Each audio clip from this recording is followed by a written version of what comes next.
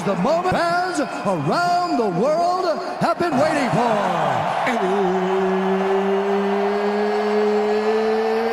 It's time!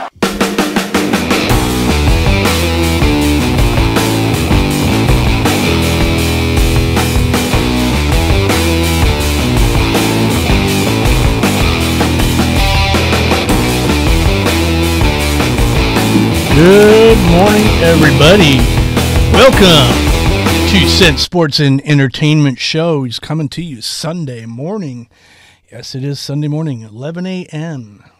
And if you haven't set your clocks, you're probably missing out because you probably think it's only 10 a.m., but no, it's 11 a.m.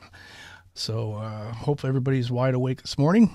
Losing an hour shouldn't affect you all that much. It doesn't affect me, at least, for guys that don't sleep. Anyway, welcome to everybody listening. Appreciate you tuning in. As we said, this is 2 Cent Sports and Entertainment. I am your host. I am Scuba. And with me over here, my producer and co-contributor, the coach. Yeah, baby. Give it up for the coach. For all those one or two people clapping at home, I appreciate it. Let's hope that's all they're doing anyway. But anyway, well, welcome to the show this morning. We got a big show on tap today. Got a couple interviews lined up, and hopefully they will come through. Got the new lead singer of the rock band Saliva is scheduled to join us here probably in the next 15 or 20 minutes. And then sometime after that, probably around the top of the hour at noon, we're scheduled to speak with former Tampa Bay Buccaneers and New England Patriots quarterback Jeff Carlson. Commentator on Bright House Network, and it's got a quarterback school, I believe, as well. So we'll talk to him a little bit about the upcoming draft, maybe talk a little bit about the Bucs' new uniforms, and we'll see what kind of time we have left after there. We had some other things that happened this week, and but before we go much further, and way to get in touch with us and so forth, I will get you back to the coach over here to give us all the social aspects of our show. That's right, everybody. You want to call into the show? Go ahead. It's 813-639-8255. Also, you'd like to like us on Facebook. It's 2 Cent Sports and Entertainment Show. Congratulations, Scuba. We got 200. We did reach 200, finally. It took a while. Well, it was all Gary's fault. Gary wouldn't like the page. Anyway, so you want to check out the Twitter. It's at 2 Cent Zach. Scuba, not really on the Twitter, but I'm going to force him to be on Twitter soon. Nope. No, it's at 2 Cent Zach. I tweet about the show, guests on the show, etc., etc. Also, check out the website, www.2centsshow.webs.com. And I believe that's it. Besides, thank you to our new sponsor. Well, our first sponsor. And ladies and gentlemen, we have his banner now, Bootash and Donovan. Thank you very much, fellas. And I think that's about it, Scuba. Yeah, so if you are in need of an attorney, you probably can't read everything on the banner, but you can certainly read that phone number in the back. So if you're in need of an attorney or you get yourself in some legal trouble, a lot of us have been there. Good couple of guys there, and we do appreciate their sponsorship of the 2 Cents Sports and Entertainment Show. So, moving forward, while we wait for our musical entertainment guests to come in, we might as well talk about. We got some upcoming concerts starting. The season is beginning, and of course, you've got the usual suspects that are coming and rolling through town. You got your Jimmy Buffetts, and you got your Dave Matthews Band, Snooze Fest. So the concert season's coming around. I'm still waiting for a lot of shows to be announced and so forth. See who else is coming around. Of course, we've got Motley Crue has announced that this is their final year and final tour, and I've already got my tickets lined up for that show, ready to go and see them one last time before don't get to do that again. Who else is coming around yet? We're not sure, but you can always count on a summer concert series here in Florida. You can always count on two things. You can always count that Jimmy Buffett's going to be coming around, and you can always count on Dave Matthews Band. Well, and of course, Miley Cyrus, who's coming up to the Tampa Bay Times Forum here pretty soon. She already went. I think she was already here, if I'm not mistaken. No, she was. She was here for Jingle Ball, but now she's coming again. Got my tickets lined up for that one.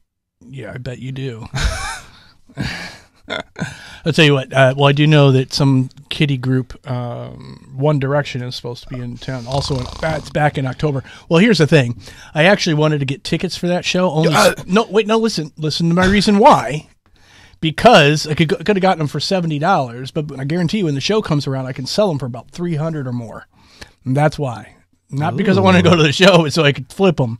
I ended up not doing it though, and I should have, which is I'm going to end up regretting it because I guarantee you, I know another buddy of mine that did it, and he's probably going to get like $600 for them because kids love that crap, and unfortunately, parents are stupid enough and pay that kind of money to let their kids go to see that crap. Well, not only that, but some of the parents are into it too, and it's just like, where the hell is wrong with you? Well, I guess I should be careful. I mean, given the fact that I do have a 10-month-old daughter, I'm going to be hard pressed to. I guess I'll learn real quick how difficult it is to keep your kids from crap music like that. But I'm going to do it on my darndest. And I already got Metallica baby music playing for her in her room. And yes, he's a very good father. Well, yeah, I mean.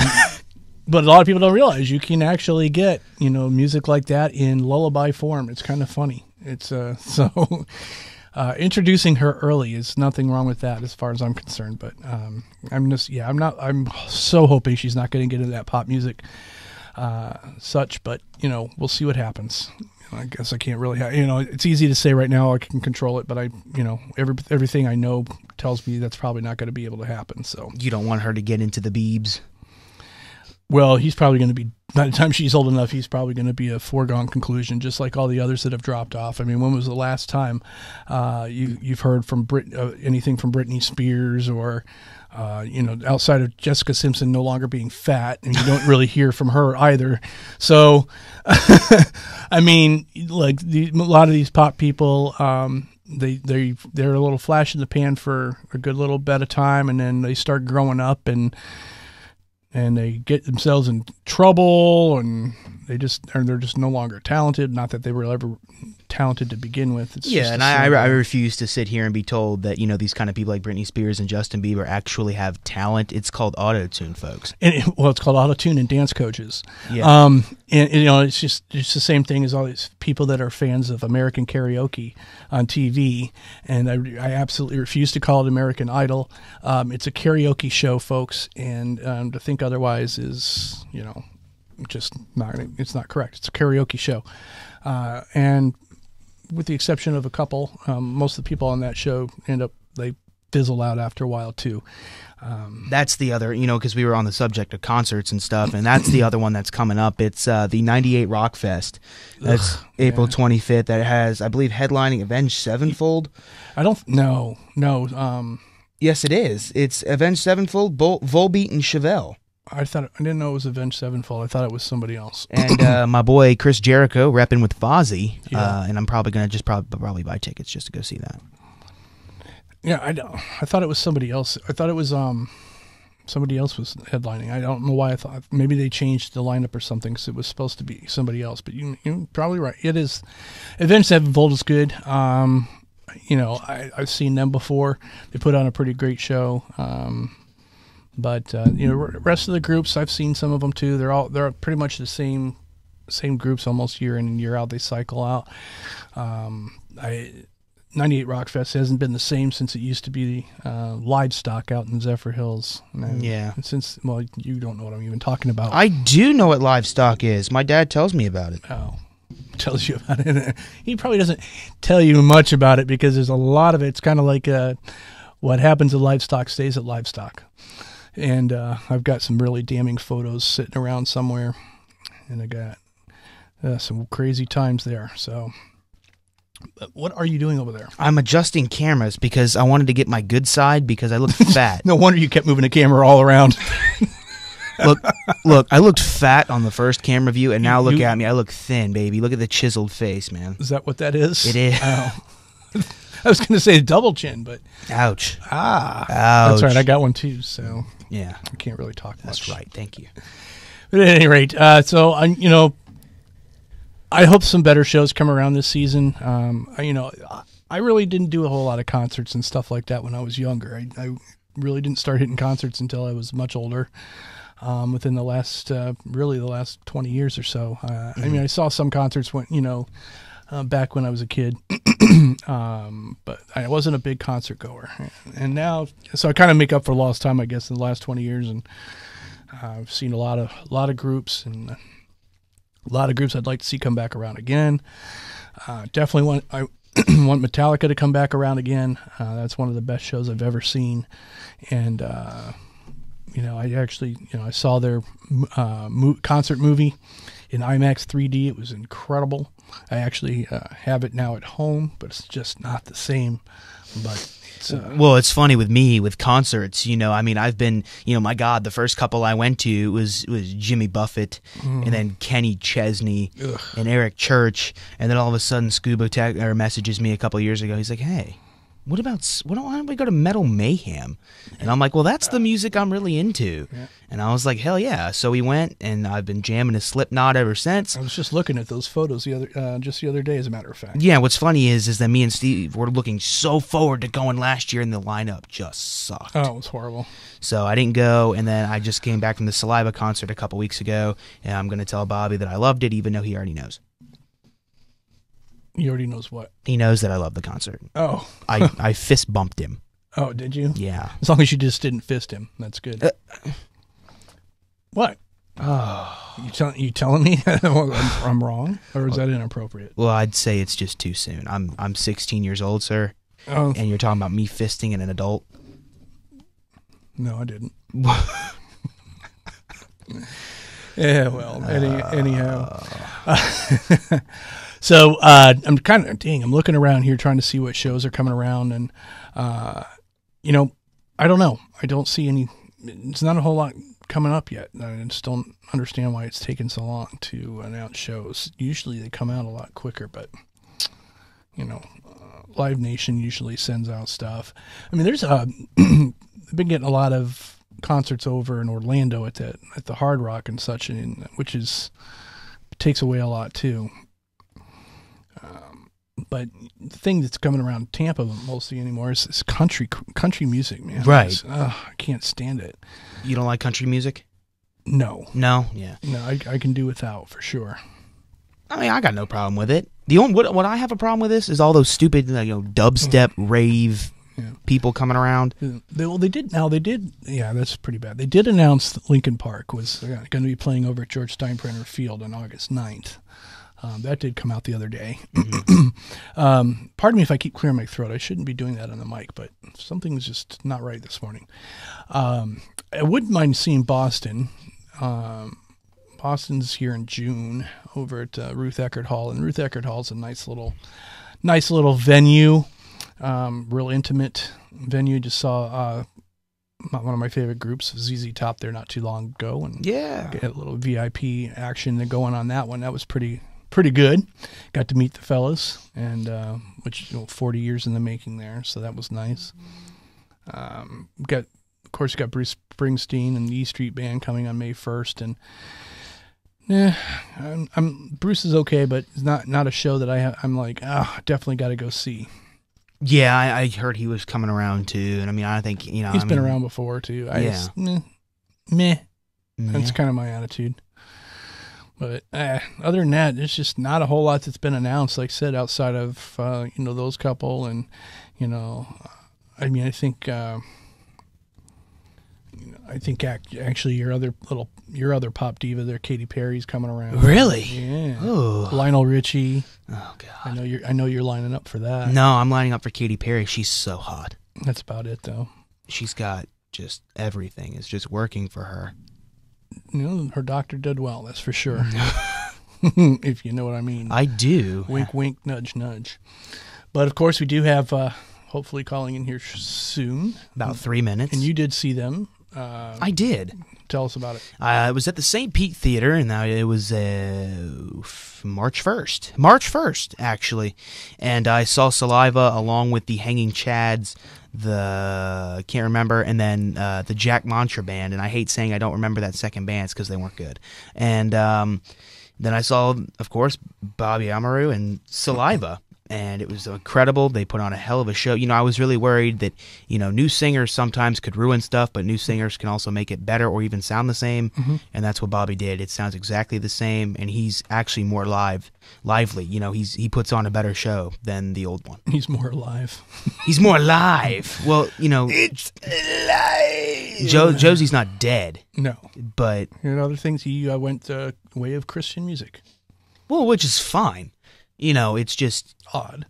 yeah. But, and, you know, whatever. He's doing what makes him happy, and, you know, can't fault him for that. I don't know. And to me, I think that when your group loses your lead singer, that's a perfect opportunity to, if you always say when we get a new lead singer, you can redefine yourself. So redefine yourself with a new name. Why keep the same name? I mean, I understand it, because if you're able to maintain the name, obviously that's it. You can go out on name alone, and that's how you can maintain a fan base, etc. But I don't know. I just think that in most cases, I think getting a new lead singer, you should change the name of the group. Well, is there any big bands that you can think of off the top of your head that have done that? And been successful or not been successful? I mean, I guess we can stay successful. I mean, successful. I mean, Van Halen was able to pull it off. When they tried it for a second time, though, it was a major failure. You know, they were very successful with David Lee Roth, and then they kind of redefined themselves with Sammy Hagar. But when they finally dumped Sammy Hagar and tried to bring in the lead singer of Extreme, it was a miserable failure, and I don't think anybody bought that one. But I would say Van Halen was able to pull it off, you know, but other than that, you know, Journey kind of to a certain degree has pulled it off. And that was a, you know, different situation altogether with Steve Perry. But for the most part, though, not too many groups once they change a lead singer continue to survive. I mean, Pink Floyd did it, I think. Did Pink Floyd change singers? Allison Chains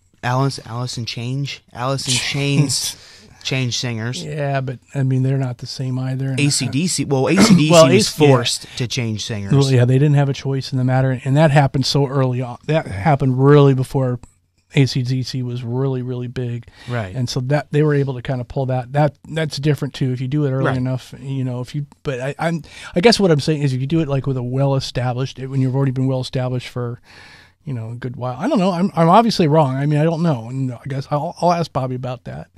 You know, see they're obviously doing well. He's been with the group now for 2 years, and you know, so yeah, I mean, they're doing around. It was weird though, because, you know, Saliva's a big band in my opinion, you know, and they've had some, you know, hits, Ladies and Gentlemen, Always, Superstar, and Click Click Boom are the main four.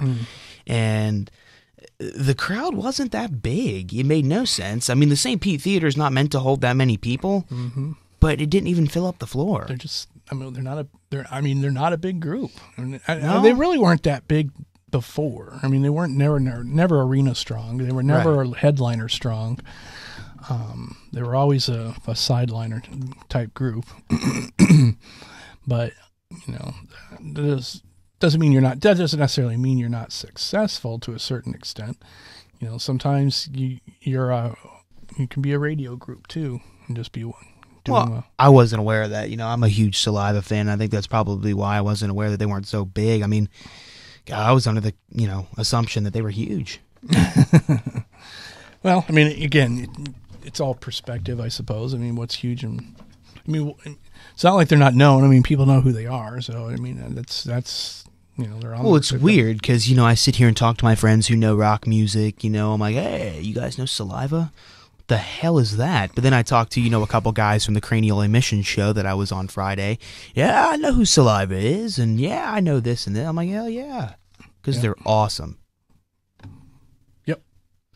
But no, Bobby is working on getting the phone in and trying to work everything out right now, and so we are expecting him in a couple minutes. All right, excellent. It's hot as hell in this studio. No, it's not. Are you serious? I'm dead serious. I'm sweating. Right under my chest area, too, and it's unfortunate. I don't need to know that. No? No. Did the viewers need to know that? No, absolutely not. And then, thank God it's not a scratch and sniff video, because and now at least know where the smell's coming from in here. Oh, it's me? Well, it's not me. You sure? I'm positive. It could be that cheese you're eating over there. Oh, well. Anyway. Well, I guess what we'll, while we're waiting for him to go, I did have the opportunity on Friday to hit up the Tampa Bay Storm's Media Day over at Skyway Park. And, got to meet some of the fellows and talk to some of the guys. And actually, while I was over there, there were some Buccaneers working out over there as well. Buccaneer quarterback Mike Glennon was over there working out with new Buccaneer quarterback Mike Kafka. They were throwing some balls. Like I'm not sure exactly who it was they were throwing the balls to. Then there were a few other guys. Only guy I recognized was Adam Hayward. He was out there. They were running some sprints and stuff. He was out there with a few guys. I'm not sure who they all were. Sometimes it's hard to recognize some guys when they're not in their uniforms and what have you. One guy had some Florida State gear on, so I'm not really sure who that was. I don't know if it might have been Dakota Watson. I don't know. So I was kind of curious. I didn't stop and ask them though. They were working out and so forth. So it was kind of neat. And then we had the Storm players there, and they were wrapping up their day, and got to see Derek Brooks for a few minutes and talked to him a little bit. And it's all good, man. The team's ready to go. I mean, they haven't named a quarterback yet, and it's going to be between Steven Garcia, if anybody, he's a local kid in the area, went to Jefferson High School, played for Steve Spurrier at South Carolina, and admittedly, had some troubles that he's had to deal with, and he's worked those things out, and he's ready to go. He's excited to play here, and he's going to bring out a lot of family next week at their home opener, and seems like a really good kid. I truly believe that.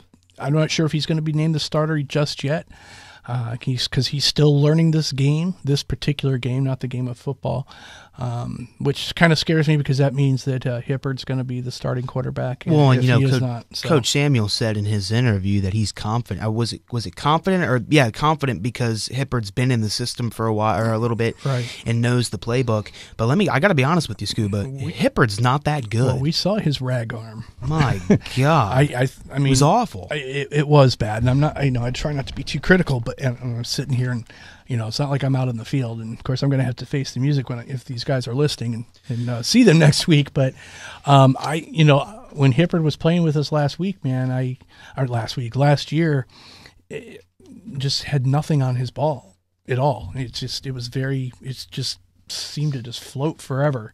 I don't know. I guess I'm not a quarterback. I can't judge. I just know what I see, and I just didn't see much from him. And certainly didn't do well for us, in my opinion. But we'll see what happens. Maybe he was hurt or something, or maybe who knows. We'll see. I'm going to keep my options, but I will tell you this: this is probably one of the best receiving core the Storm have had in quite a while. And they had to make some tough decisions to cut that roster down to the final 24. But talk to Joe Hills a little bit, and he one of the first ones to tell you that there's a lot of talent here, and Joe's been around, he's got some experience, and then Amari Jackson, former USF Bowl, also spent some time on the Buccaneers practice squad, and it was with the Storm 2 years ago. Talking with him too, he'll tell you too. He said with all the different leagues that I've been with, this is some of the best receivers, I've been around and so forth. I mean, of course he's going to say that. It's hard to say that if you're on an NFL roster, but as far as arena football goes, these guys we got a heck of a receiver corps. So if we can get these quarterbacks to get them the ball, I think we're going to get this offense going. And that's what was lacking a little bit after McPherson went down last year. Which was rough, and, it's hard to, but Boyd played, he was better than Hippard. Would you agree? Well, once they finally got him in, I mean... Well, and that's what me and you were screaming. We wanted Boyd to play over Hippard because honestly, and look, I'm a media guy, so I don't care. It's not like he's going to get all pissed at me. He didn't play well, and he probably knows it too. Well, and I'm not gonna worry about it either. If they're listening, I mean, listen, that's my job. I can be critical, as long as I recognize the fact that it's not me out there in the field, and I'm not saying I could do better. Again, I only know what I see, and if but. I'm not going to say something here that I'm not going to own up to and say to these guys directly or ask them about. I mean, that's just the way I am. But, I'm a little bit excited. We've got some new defensive guys in there, too. I got an interview with Jamie Curlew, big fella from University of Indiana.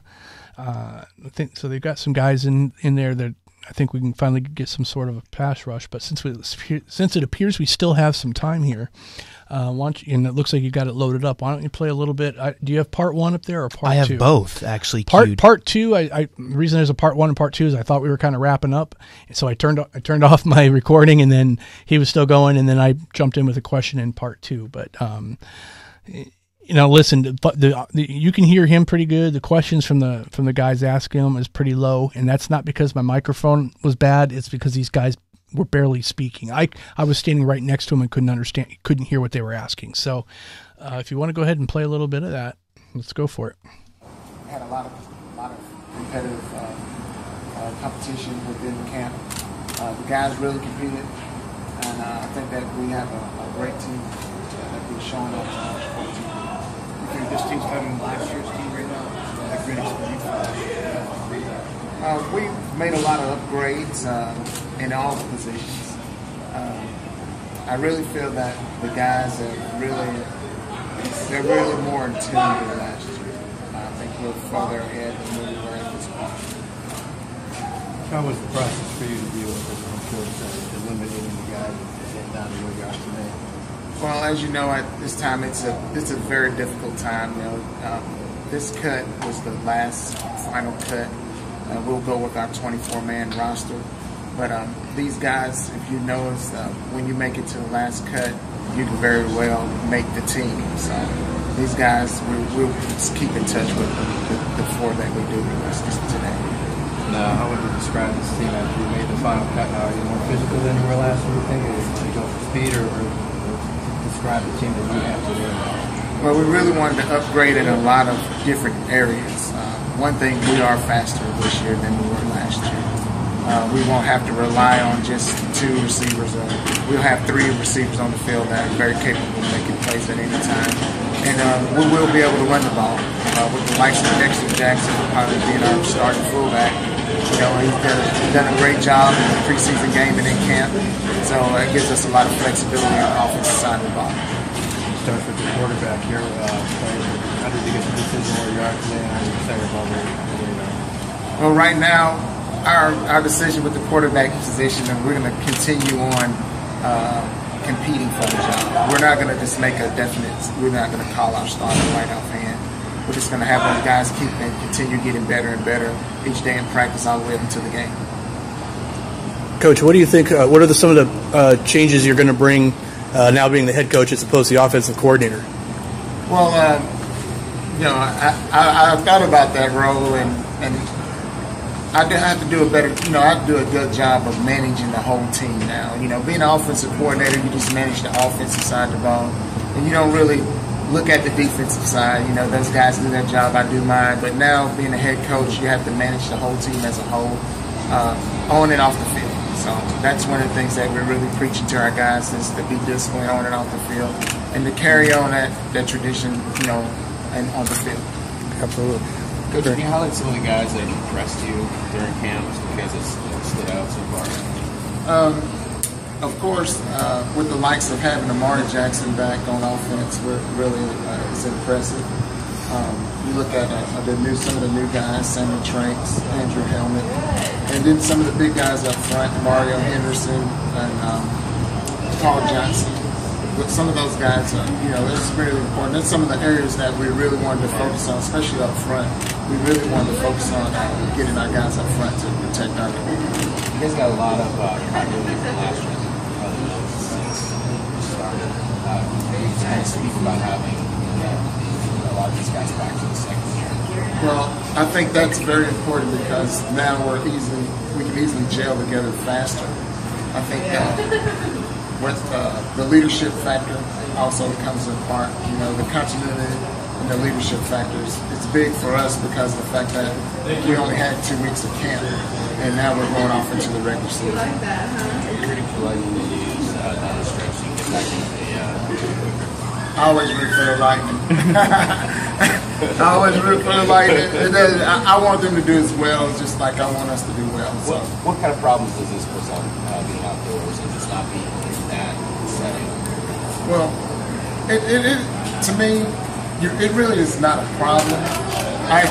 We have a great field. Derek and Gooch, and they do a great job with the operations and the setup that we have here.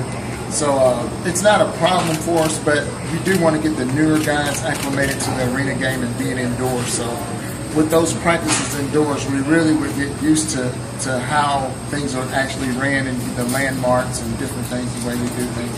And it doesn't rain in Spartanburg. It doesn't rain. You don't get rained out like we got rained out yesterday.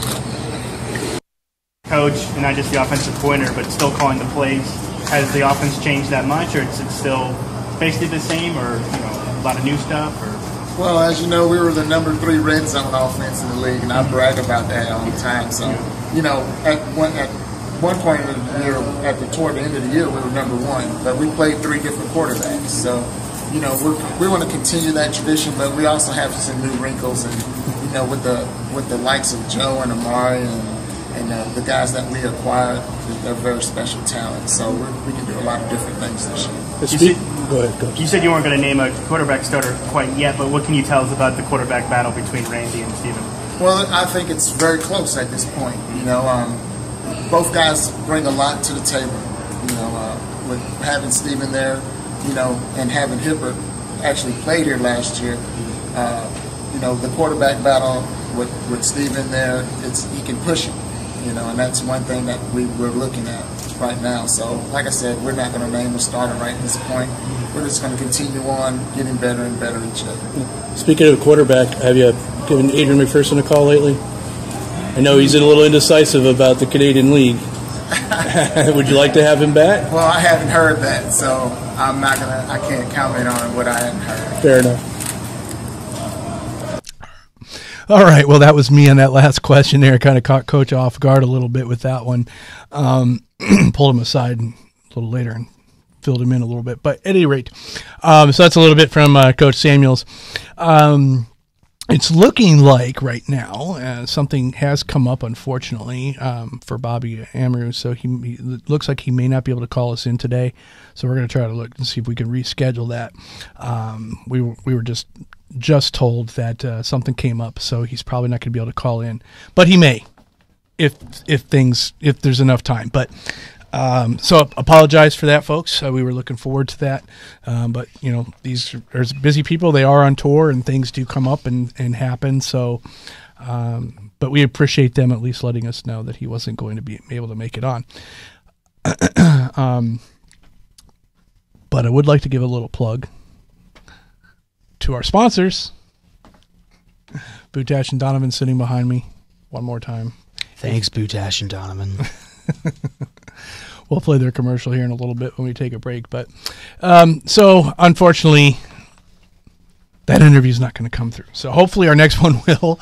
Again, folks, do apologize if you did tune in specifically for that.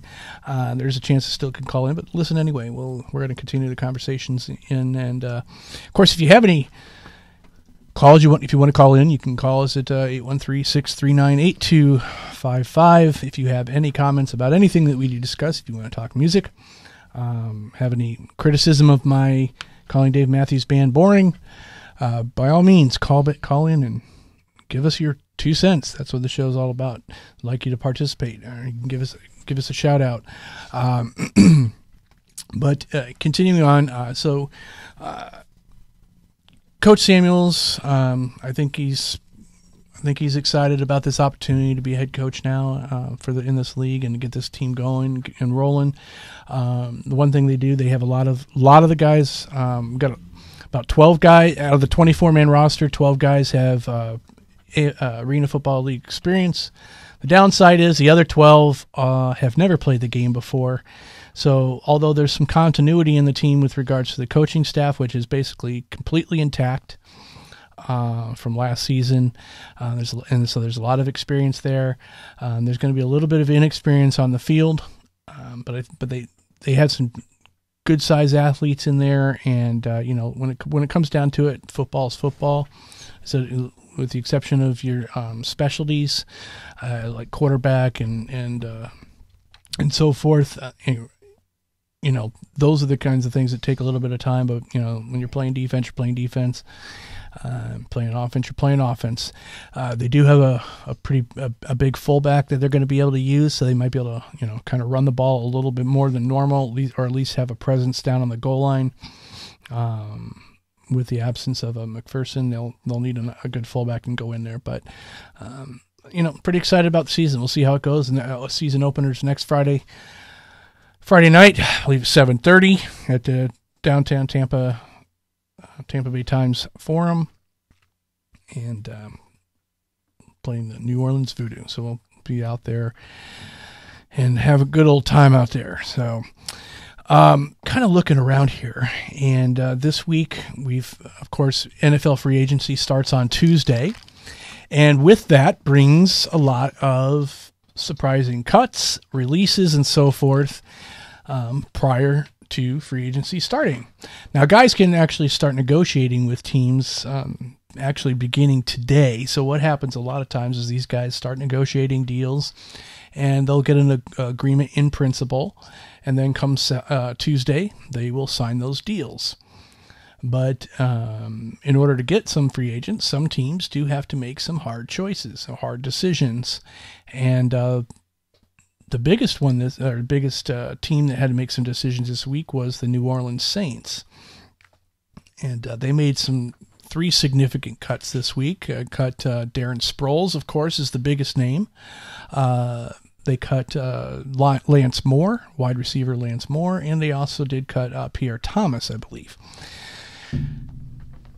I guess that the Saints feel comfortable enough that Mark Ingram, their draft pick from a couple years ago out of Alabama, is ready to finally step into a full-time running back role. And they also had that other young kid that stepped in second part of the season after when Sproles was injured, and his name is slipping my mind for the moment. But and then Lance Moore. I'm not sure the Saints are really losing a whole lot by those guys. I mean, they have guys to already replace them. Lance Moore was kind of a big target. He's probably going to be well sought after free agent out there. So it'll be interesting to see. I wonder if this has a lot to do with the Jimmy Graham situation with the Saints too, and does that have a lot to do with why they're making these releases? I'm not really sure what the Saints' plans are at this point, so I don't really know what they're doing, nor does it really concern me all that much. But I know Jimmy Graham's not really happy, and then to see these cuts probably didn't help any either. So it's going to be very interesting. So they also got rid of a couple other guys too, Will Smith and Jabari Greer. So I guess I didn't realize the Saints have I'm not really sure what they're trying to do. I guess they have, according to reports, though, that now the Saints do have $133 million worth of salary cap space to work with this year. That's a ton of money. So it's going to be very interesting to see what they're planning on doing. Now, it seems to me now that they have enough money to spend on Jimmy Graham. Question is, do you want to invest a lot of your chunk of money into a tight end? I don't know. They got a defensive end. They've got to sign up too, and get that deal done. So, and Cameron Jordan is who I'm referring to. So, it'll be interesting to see. That's a lot of money for the Saints to play with, and the Saints are a very good team. So, that's good. Another tough decision made. The Bears had to make a tough decision. Fan favorite Devin Hester is going to be out the door. He's going to be gone.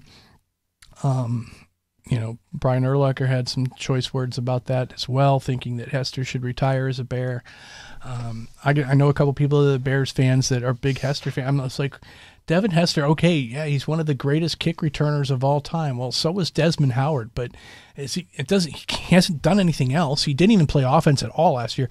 I mean, Devin Hester's, it's a useless roster space. I mean, in today's NFL, especially with the pretty much kickoffs being almost insignificant anymore, what you're going to waste a roster spot on a one-dimensional guy that his best attribute is to be able to run kickoffs back. I mean, that's just not something that's going to happen too much anymore. You're going to have to be able to play both sides of the ball. Devin Hester's fast and he's a great kick returner, but other than that, he's not good for anything else. And I'm sorry, I don't know why people love the guy so much, but that's just my opinion. But well, and I mean, Devin Hester was overrated. He had one great season as a kick returner, but have you really heard his name doing anything else? Well, no, he's not just one good season. I mean, he's one of the greatest kickoff returners in the NFL. He has been, and his numbers show that. But if it isn't involving a kick return, you certainly don't hear his name ever. So you're right. I just don't limit it to one season as a kick returner. He's been one of the most prolific ones. He had that one season though that was definitely record shattering. He had 6 or 7 returns or something like that.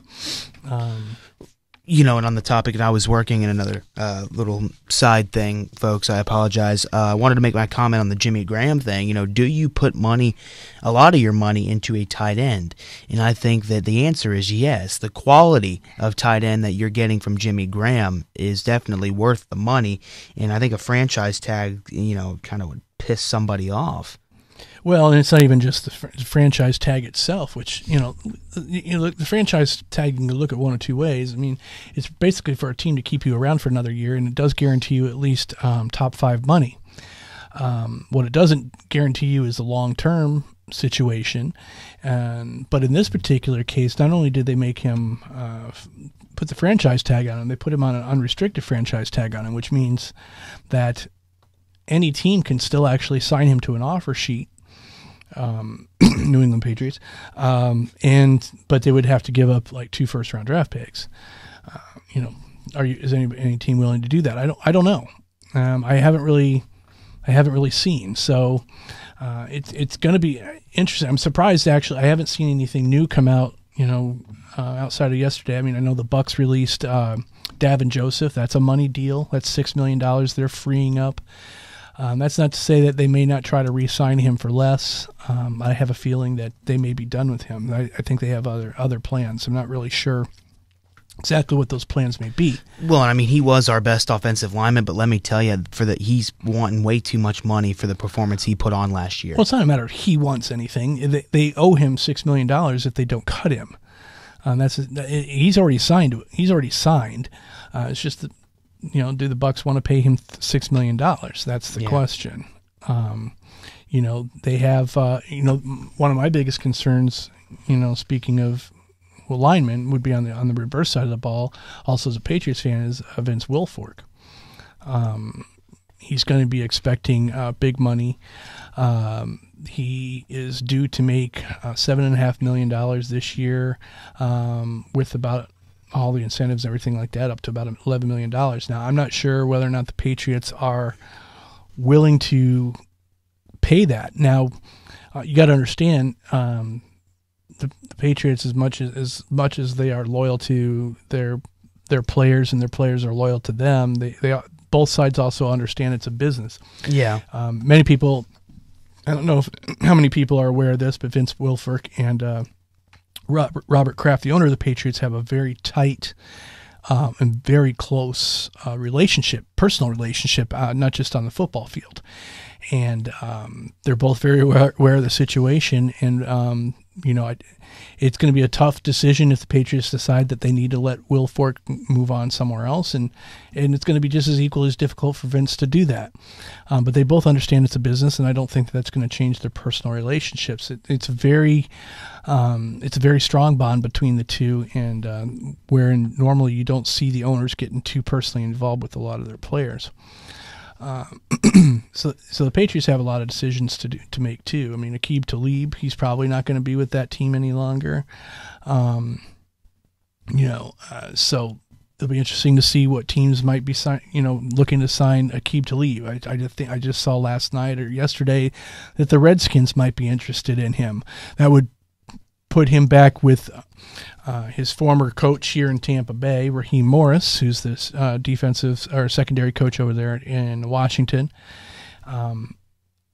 I can see that not going very well at all, because the Redskins that organization is just got so many issues. Absolutely. And I mean, RG3 did not even play remotely close to the football he's supposed to be playing at.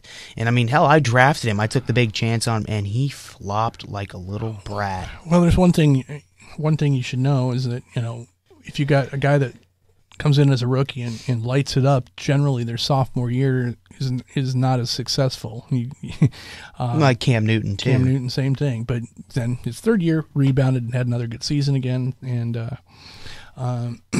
here's the other thing, too, interesting, that's coming out now, too, is that Colin Kaepernick, quarterback for the 49ers, he's played a year and a half in the league, somehow now thinks that he should be paid in the $18 million a year range and is looking for a new contract. Yeah. Yes, Jay Cutler got a contract like that.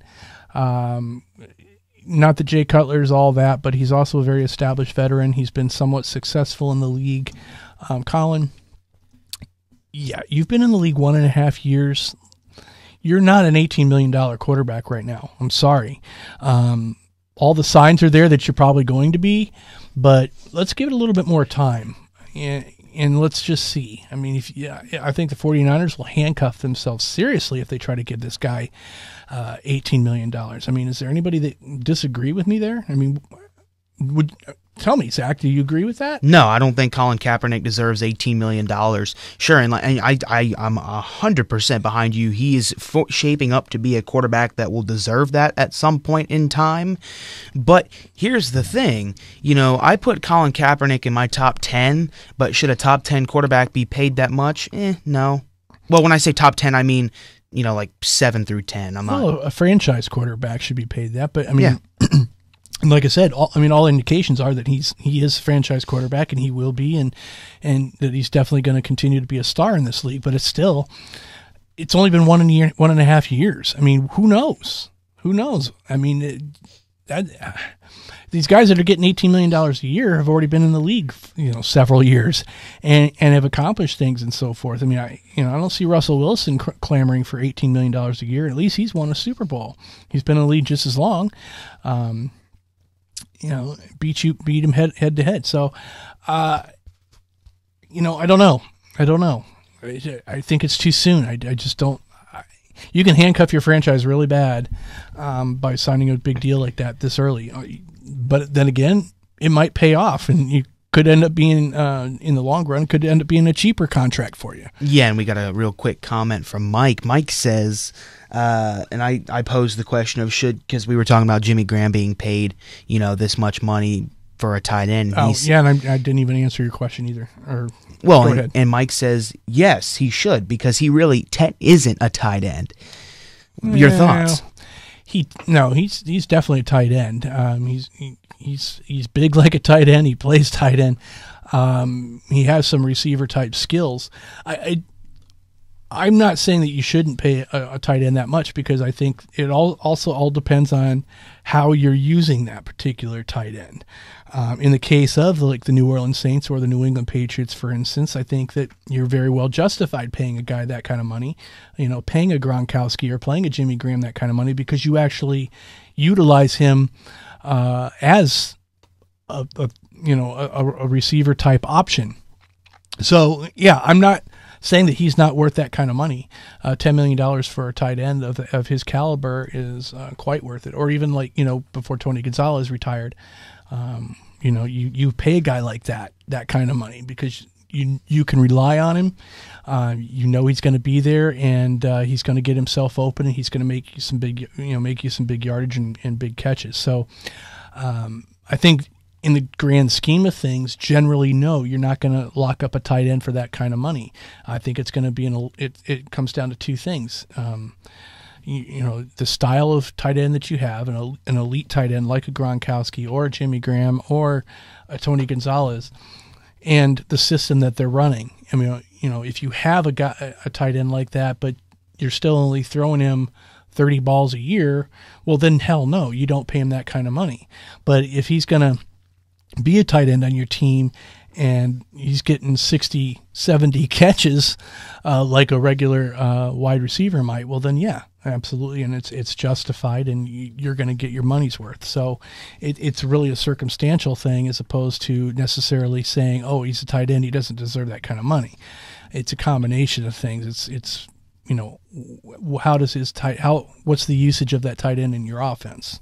So that answers the question, and that answers what I was going to say about Jimmy Graham too. So yeah, I think he's worth the money.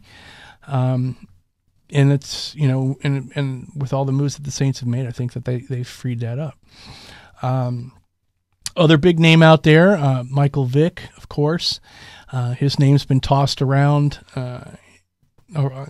several different places. They tried to stir the pot up here. That it might be an option for Tampa Bay. I completely disagree with that 100%. I think that's just because Tampa Bay is in look for a veteran quarterback, that doesn't mean that Vic's going to fit in here. And nor with what the Bucs have tried to do to get rid of the circus that they've already had under the Schiano regime, the last thing they need to do is bring something to the table that's going to recreate drama on this Buccaneer team, which this Buccaneer team absolutely does not need.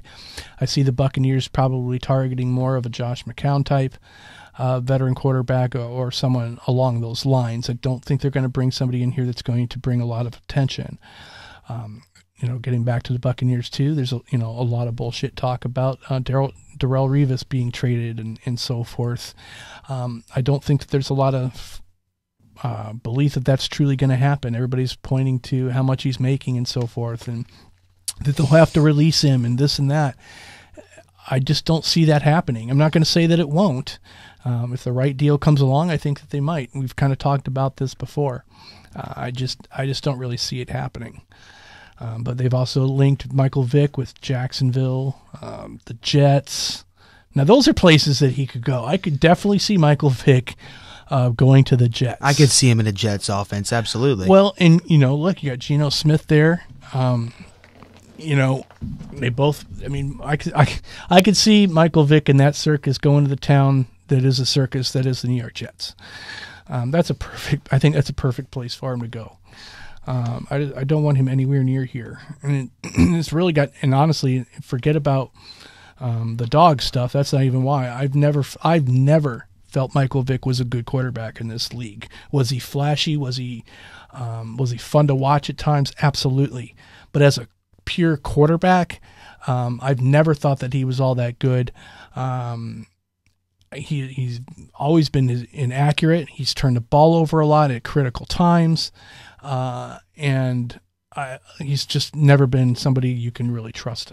So, well, and one other big name, Eric Decker, is a big name being thrown out there. And I think, and they were saying the Panthers, and I think that's a sick fit. Think about that. Well, actually, the latest thing is Hakeem Nicks actually to the Panthers. Well, think about that. Because Hakeem Nicks, the Jets, or the Jets could re-sign him to like a 1-year deal or something. His people just went to every team and said, hey, I'm medically clear. I'm good to go. Because, Hicks did have that pretty bad injury last year. Yeah. He's good to go. So he's out there trying to sell himself. But, yeah, that would be pretty sick if Carolina landed either one of those two guys. That's for sure. I certainly don't want to see that.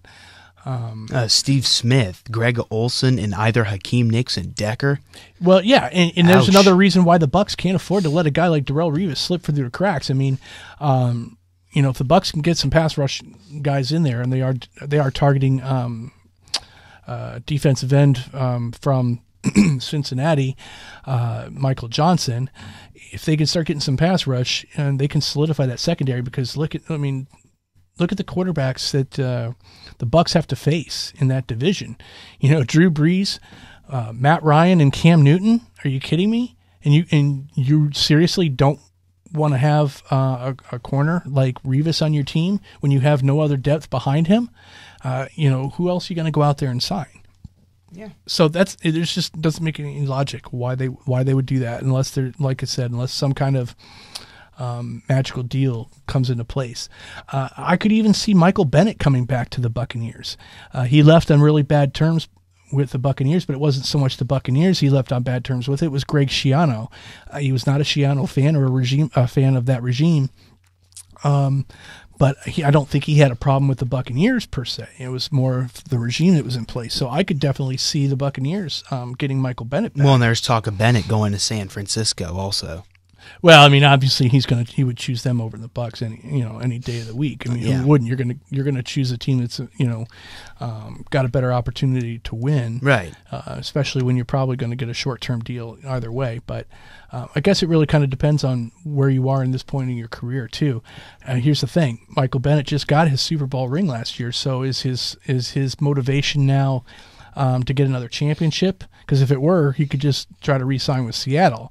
San Francisco's a championship contender too. You're not letting me finish. Sorry. I said if that's the case, why wouldn't he just stick with the team that just won the Super Bowl? So is his motivation getting another championship, or is his motivation to land that another big deal, a long-term contract that's going to solidify the rest of his financial situation? So. I guess it really depends on where he is. If he's looking for another championship, then, I guess you could go to San Francisco because they're in contention, but you could also very well just stay with the team that you're with. I think, honestly, he's looking for a big payday. So, but we are on the top of the hour. It's noon. We do have a guest that's scheduled to come in, so we're going to take a quick break. And Jeff Carlson's scheduled to join us here in just a couple moments.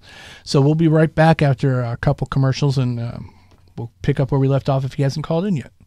Michael G. Butash, attorney at law, is a former state prosecutor with substantial experience in handling all criminal and DUI matters. When you are facing charges, you want someone who aggressively defends cases ranging from minor traffic infractions to serious violent first-degree felonies. Call attorney Butash and together you'll discuss your case in person or by phone. He accepts most major credit cards and also offers payment plans. Call attorney Michael G. Butash today for your initial free consultation.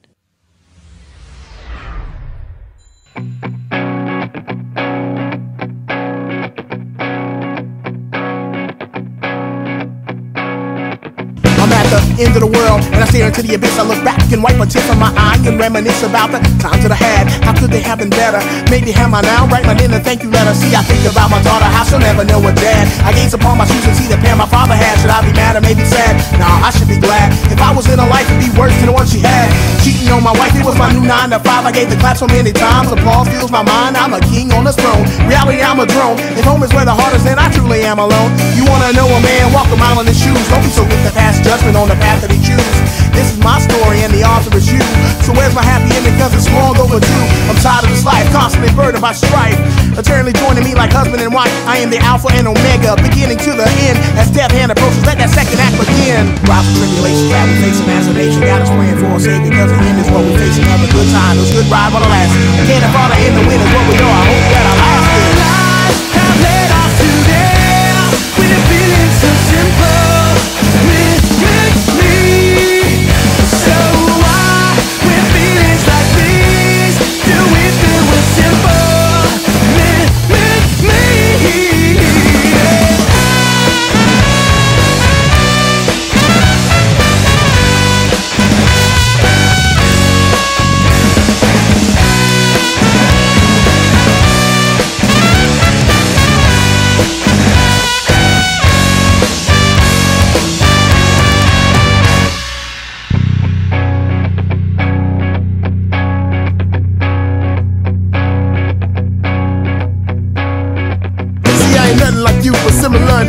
form. But when I boot up ain't your typical storm. You turn your back cause you wanna, I refuse to do the same thing. Rather spend my life in the chain gang. Turn my back on my daughter cause I'm proud with her mama. What kind of weak man is that? No father took Kiana, that's garbage. And I'm finna sauce it, cause me not being there is considered a loss. It's about to get real hard like brick walls, still ace driveways. Cause no dash it gets stalled till they die away. And when they fly away, look down, see what you raise. So when she look up, it won't be sideways. Cause kids nowadays, boy, they need that guidance. Without that, they bad, they will sneak and lock quick. Cause that's what I did. Gave my mom so much stress, without a man I didn't get my high kick. I should've known, thrown emotion, put on the spot. Forced to be a man without being raised by a pop. But all debate can stop, dog, I does my niggas the beat. Rising sad in the heat, hollow the drum line installed in my brain. Thoughts and failures that I get from you, but I would never ever let them come true. I see you in the mirror and can't let them get to me. There's nowhere in hell that I will ever let you know me. Life have led off today when you're feeling so simple. Me. So why, with feelings like these, do we feel we're simple? Me.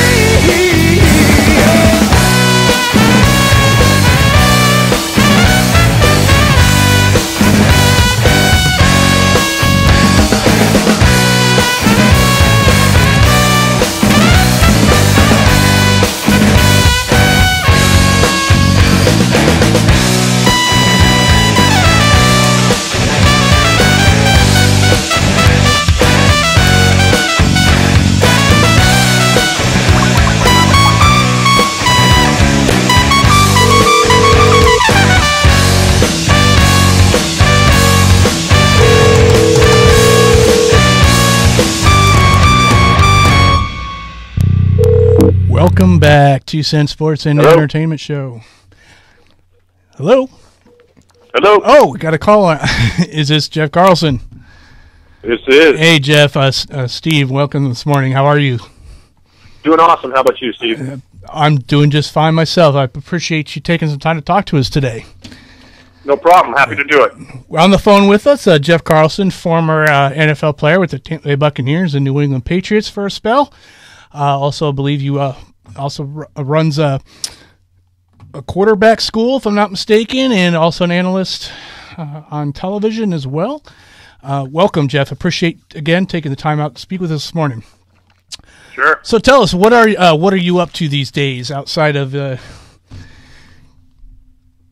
doing what you just mentioned a couple. I've been working with Bright House Sports Network now for about 14 years, 15 years. I've called the majority of the high school games, the vast majority of every high school game that's been on TV for the last 10 years, and used to do some different shows with Bright House Sports Network and Bay News 9, and now I'm just exclusively the high school analyst for the games. But doing that, and as you mentioned, every Sunday afternoon I train quarterbacks and do that in groups and also one-on-one type stuff. So I have fun really working on the technical aspects of how to throw the ball properly, and then all the strategy that ultimately, goes into understanding how offenses are designed, what they're trying to accomplish, how to beat defenses, all that kind of stuff. So that's really what I do, and just finished with my youngest son, who is a great soccer player on a great team. They just advanced further in the state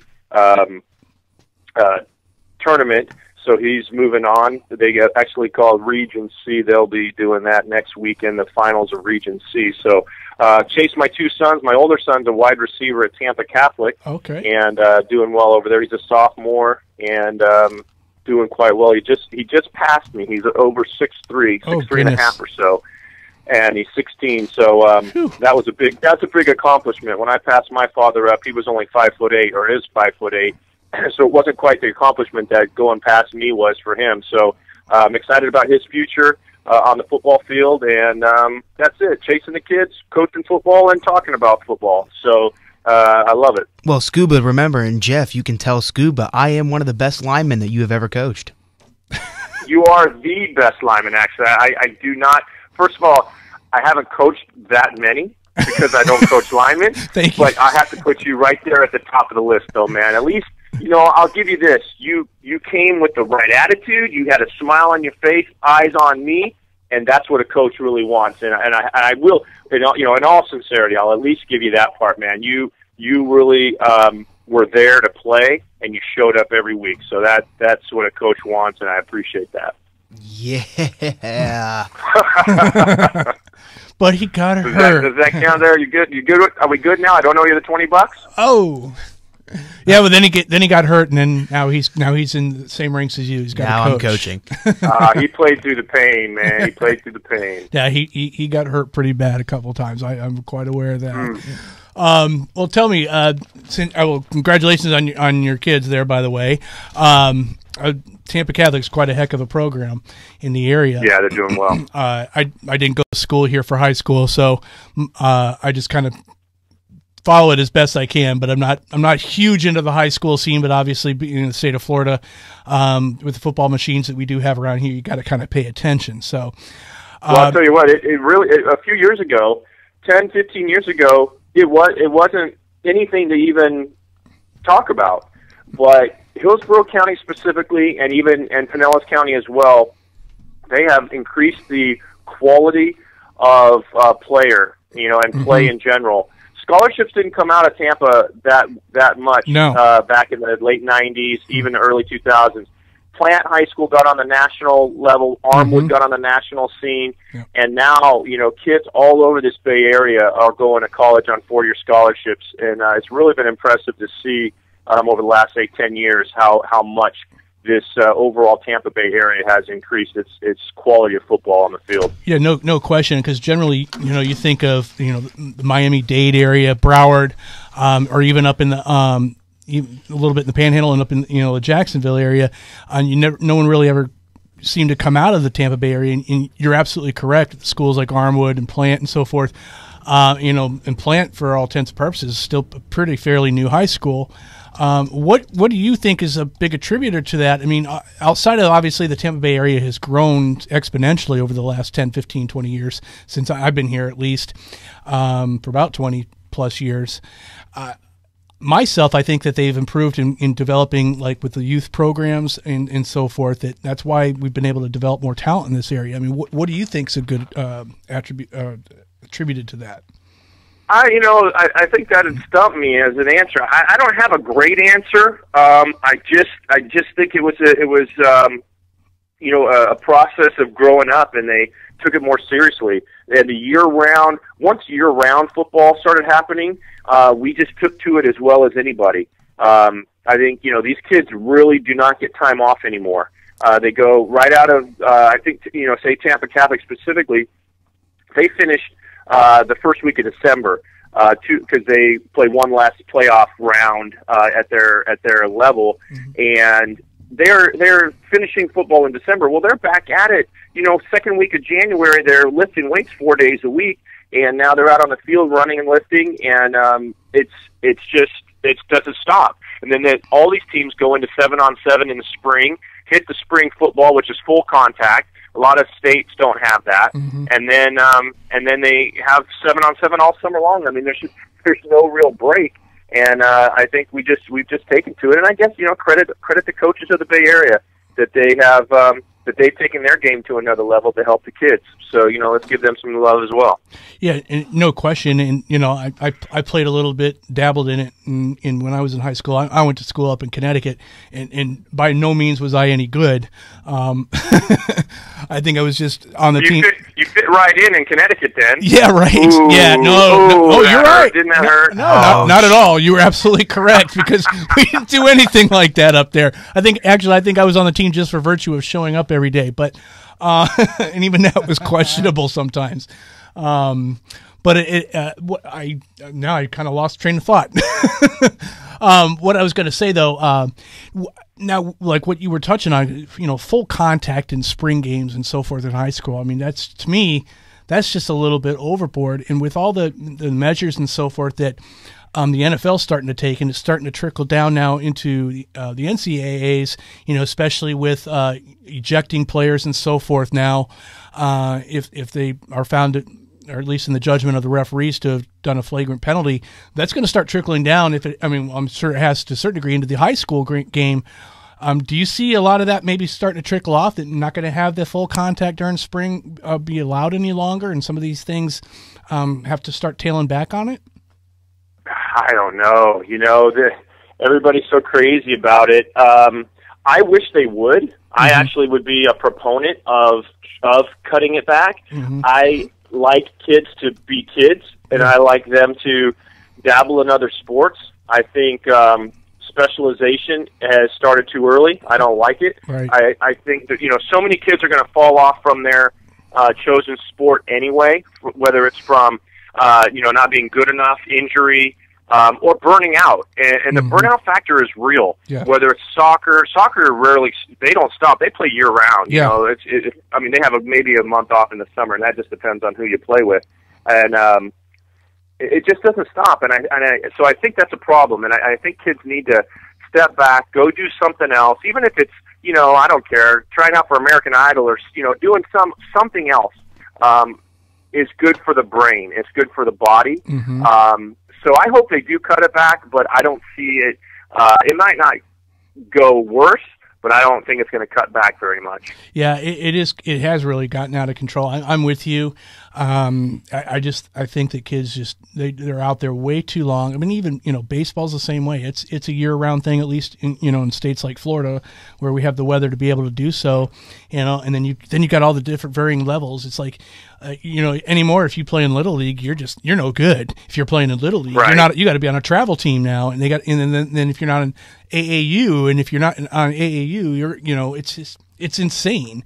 And I liken it to, I've actually caught a couple of glimpses of this show, Friday Night Tykes. I don't know if you've seen that on TV or not.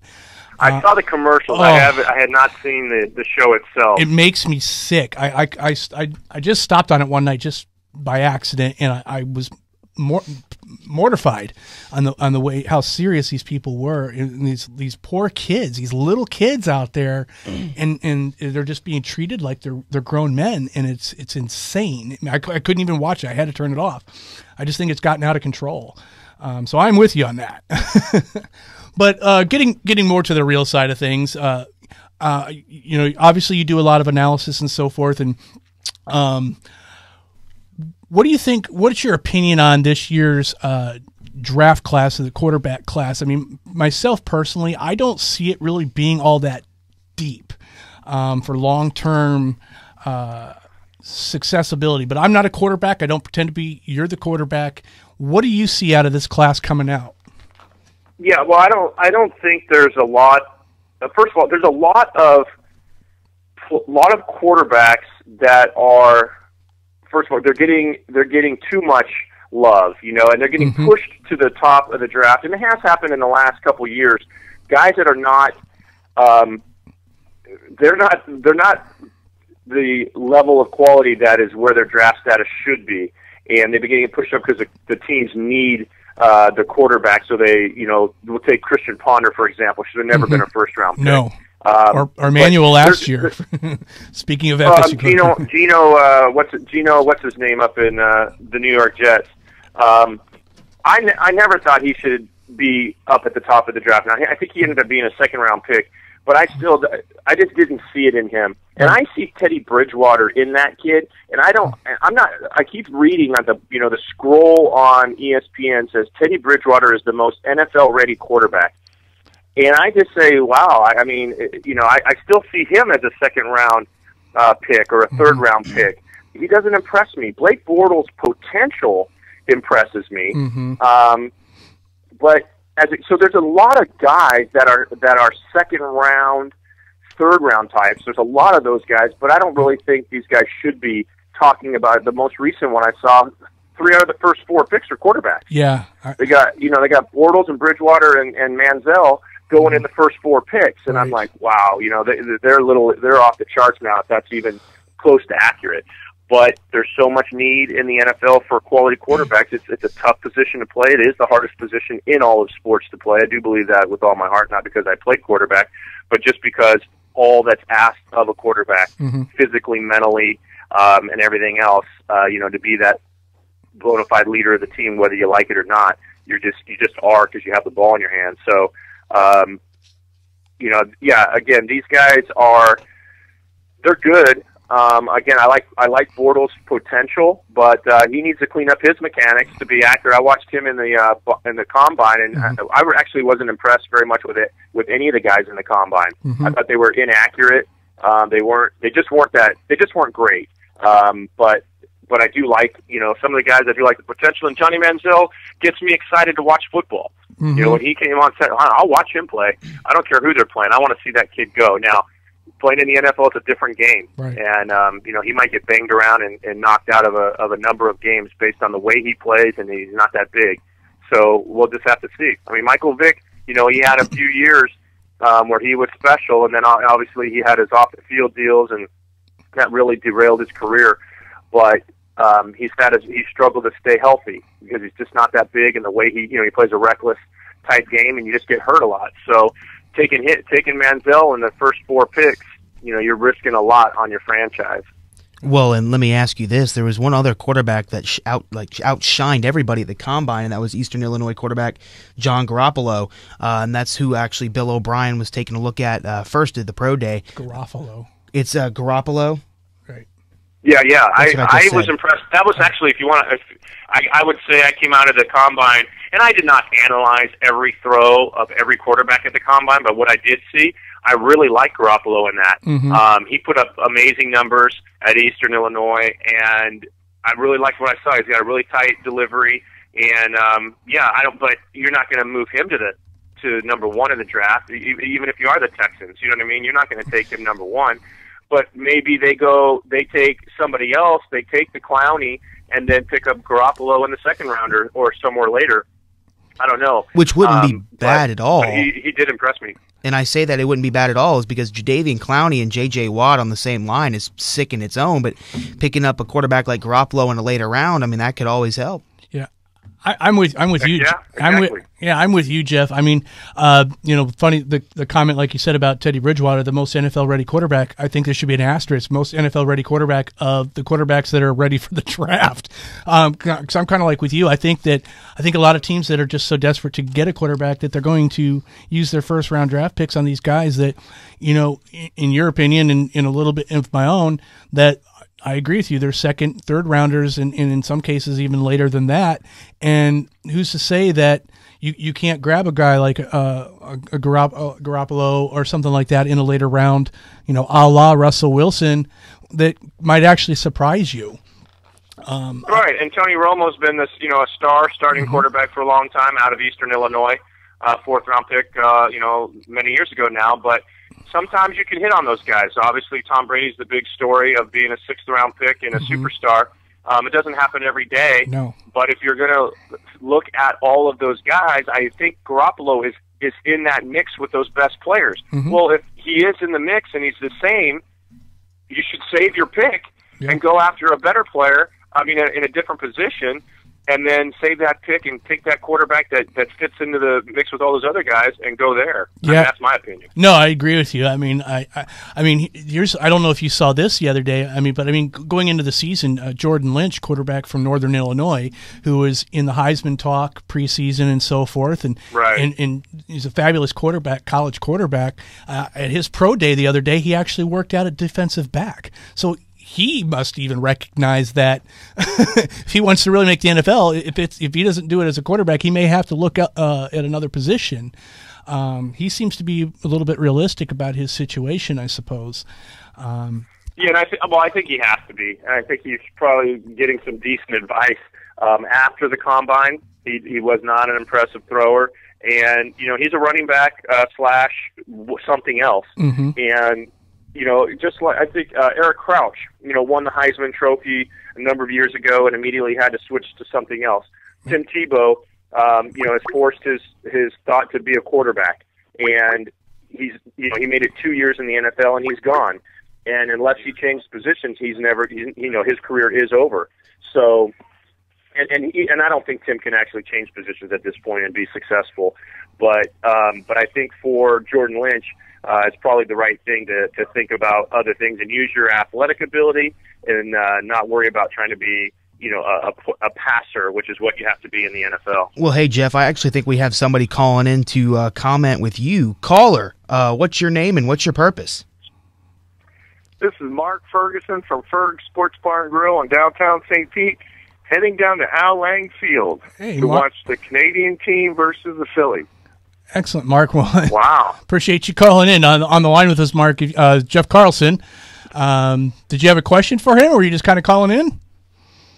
I was just calling in to tell everybody I have some extra couple free tickets. If they want to come to Al Lang, I'll be right out front handing out some coupons and come by and get a free ticket to the game. We're celebrating 100 years of baseball in St. Pete today. Okay, what time is that at, Mark? 2:05 is the first pitch, and Babe Ruth's daughter is going to be there for some ceremonies before the game. So head on down, and I'll give you some free tickets outside. I got about 10 tickets left. All right. Oh, that sounds great. Appreciate that. Mark Ferguson, Ferg Sports Bar, downtown St. Pete. Real quick, and Jeff, I'll get back to you in just one moment. Apologize. Mark, is it true that you are possibly looking for a downtown location in Tampa? No, we already have one leased in downtown Tampa across from I call it the Ice Palace. It was on Andrew Chuck's building. Oh, okay. Great. I hadn't seen that yet, so...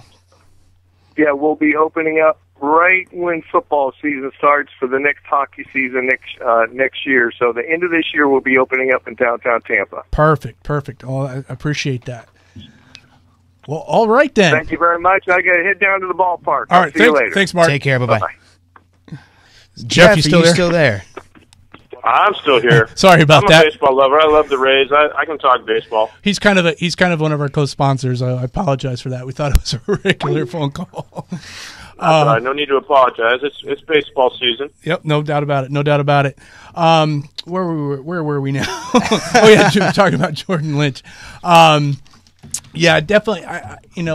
My thing is, I'm like with you. I think Johnny Manziel, for instance, is an exciting guy to watch. I have a lot of concerns too about whether or not that's going to transition well into the NFL.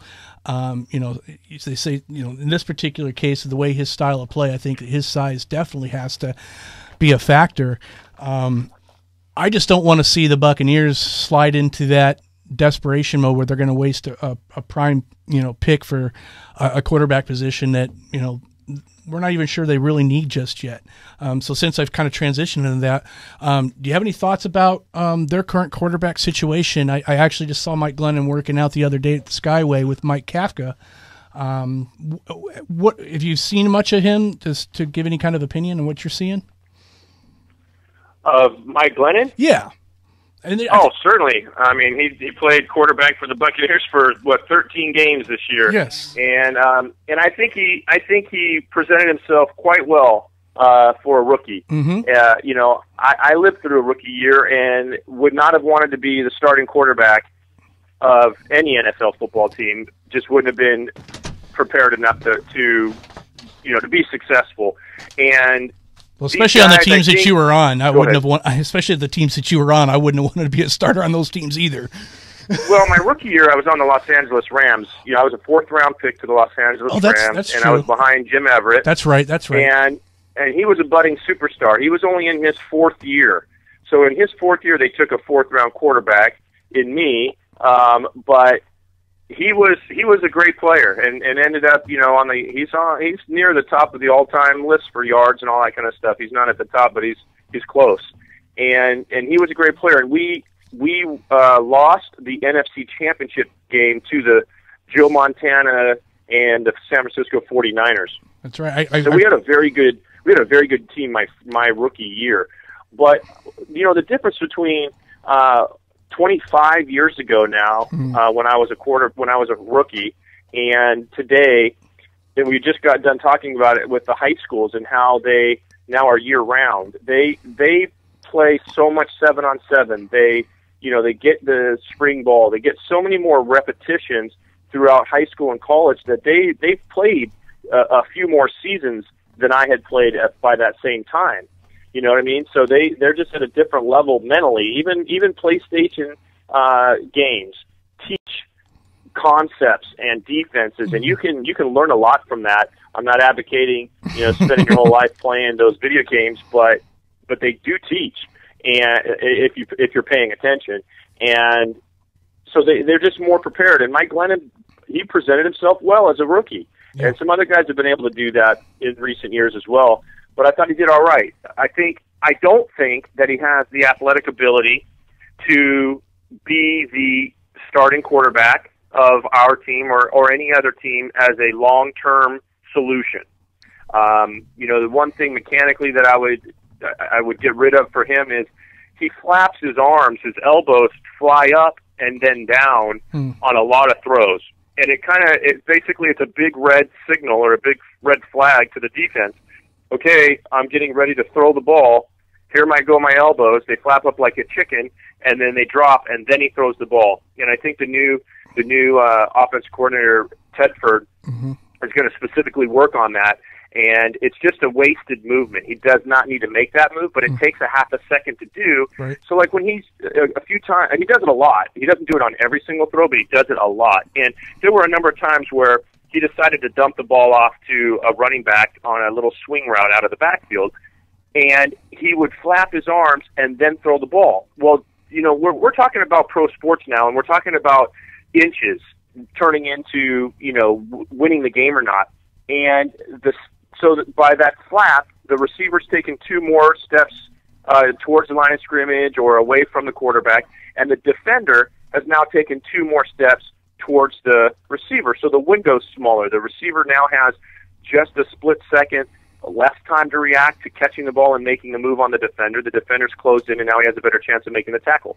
All those little micro seconds end up being the guy's tackled for a 2-yard gain instead of a 12-yard gain, or breaking the thing for the touchdown. And so that's something that he needs to specifically work on to improve this coming year. And then if I were the Buccaneers, I would have him working every single day with a speed and quickness trainer, and he just needs better, quicker feet in about a 6 to 8 foot box so that he can avoid pressure. Again, Tom Brady and Peyton Manning, they don't move around, right? They don't run well, but they move within that box extremely well and stay balanced and prepared to make throws.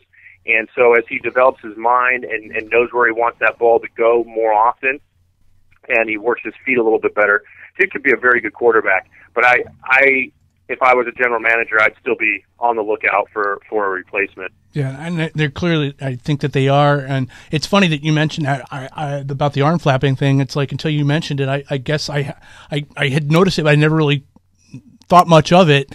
And you're absolutely correct. I have seen that as well. Not trying to compare football to martial arts, but I'm a martial arts instructor, and it's I kind of almost similar in a sense, like when throwing a punch or so forth. Is I always train. It's like don't lead with your shoulder because you're giving that split second tell that a punch is coming, and so I'm kind of associating that with the flapping thing that you're mentioning with regards to his throw. I hadn't really noticed that. I noticed it, but I hadn't thought about that until you said it. And I think the speed stuff, I think that's actually, I was watching him, like I said, I happened to see him Friday afternoon. He was up at Skyway working out, and I was up there with the Tampa Bay Storm, and he seemed to be working on those kinds of things, independently of, anything else going on. So maybe those are some of the things he's working on. I kind of almost think that he's getting a little bit unjust criticism. One thing that I think he does need a little bit more size, not height, because he's very tall, but a little bit more muscle build. One thing that I do like about him is that he's pretty good about protecting the football. I didn't see him make too many stupid mistakes. He knew enough most often to at least throw the ball away or not take an unnecessary sack. I think he got away from that a little bit towards the end of the season, but to me, that's almost as important as being able to protect the football too. But that's why I wanted to get your opinion on it, because obviously you're going to see some things that the casual fan like myself probably doesn't tune into or doesn't really recognize. So that's an interesting take. I definitely think that the Bucs are, not definitely think like I have any insight. I think it's pretty clear the Bucs are definitely looking for someone else to bring in. I'm not sure Mike Kafka's the answer. I'm not really sure what they're going to do free agent wise. I'm pretty sure he's not. I feel pretty confident. I think we could take that next step and say Mike Kafka is not the answer. No, I agree with you. He's probably just another arm to have for camp quite honestly. But yeah, it's an insurance policy. I mean, anything can happen. Yep. You know, and you need 4 guys. You need 4 guys to go into camp. And so Mike Kafka's not a bad choice as a 4th guy. Right. So you can at least keep him around, and anything can happen. You know, a team could offer the Buccaneers something to trade for Mike Glennon. If the Bucs end up signing Johnny Manziel or any other of the new quarterbacks, or sign Josh McCown or any other free agent quarterback that they think is going to be better than Mike, and somebody called and said, hey, we like Glennon, you know, whatever, and trade, you just got to have that 4th guy there for a variety of reasons. But no, like you said, and I think I said it, or I thought he presented himself quite well. You know, I'm not going to down Mike Glennon at all. Some people love him, some people don't. But I thought he did quite well. But I think he lacks some physical ability that he's probably not going to be able to improve enough. That like I said, would be looking. You know, everybody's looking for that guy that can be your franchise quarterback for 10 years. Right. And I just don't think it's him. So, we'll see. I wouldn't be desperate to make a move. Right. You know, to move up in the draft to pick that next quarterback, because you're afraid somebody else is going to take him. But I definitely want to keep my eyes and ears open at all times. Yeah, no, I don't necessarily disagree with you. I don't know that I've seen enough to say yes, he is or isn't a franchise guy. I'd lean more towards that he's probably not than I would be that he is or potentially is. At the same token, you know, I also got to look at the situation he was put in last year too. He didn't have. Doug Martin was out by the time he got in. You know, he didn't didn't really have anybody but Vincent Jackson to throw to. Really didn't have a tight end until he discovered Tim Wright later on in the season. So his targets were limited.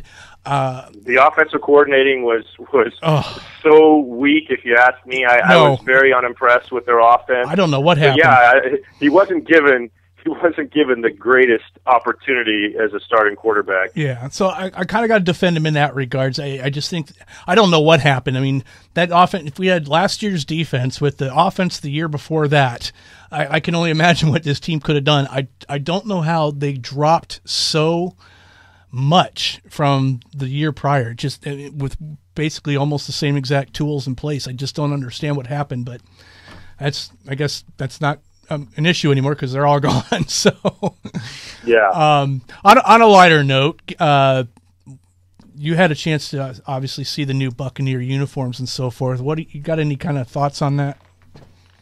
My first reaction was positive. I didn't jump out of my shoes, but I was positive about it. I thought the helmet logo was a little too big. I just think that, you know, that coming when you're looking from the front and you see the side of those logos coming from. I didn't think that was the best answer in the world, but that's a minimal criticism. And the uniforms themselves look pretty good. I'm not. Well, let's put it this way. There's different pictures where the uniform looks black. Yeah. And then I've seen pictures where it looks brown. And so the brown pictures I don't like. The black I thought was kind of cool. Black with red and orange. I liked it. Then I saw the ones that it looks brown. And with the brown and the orange, I think of the Cleveland Browns. And that is not something that I want the Buccaneers to look like. Right. You know, I mean, those are some of the worst uniforms in history. Yes. So that's what I saw. Now, if it's not going to be that and it's going to be more pewter, then I think that would be the way to go. But, you know, the face mask that's chrome or whatever, that's a nice 21st century thing, even though I think pirates are not from the 21st century. So I don't think you need to be on the cutting edge of all the fashion, you know, with the shiny letters. And I mean, their numbers are going to be shiny or whatever and stuff like that. So overall, like I said, I had a positive but not overwhelming reaction to them. Yeah, I think that their uniforms from before had the brown. The pants were brown. The helmet was more brown. I see it of a more enhanced, actual, closer to a pewter color, like yourself. I like it. I think like you said, it looks a little bit more black, but I do think it's a little bit more on the pewter side. I love the chrome face mask, but I have concerns about what that's going to do when the Florida sun starts reflecting off of that. I don't know if anybody's thought about that one or not, but and I also thought I was looking at an alarm clock with their numbers. I don't know if they were watching the series 24 when they thought of that style of numbering, but that's what I thought of. I like 24 is my favorite show on TV, so I'm okay with that reminder. But you know what? I didn't think about it. I have a car that has chrome air vents. Yes, the air vents are chrome, right? Yep. And the sun will hit those and blind me completely. Yes.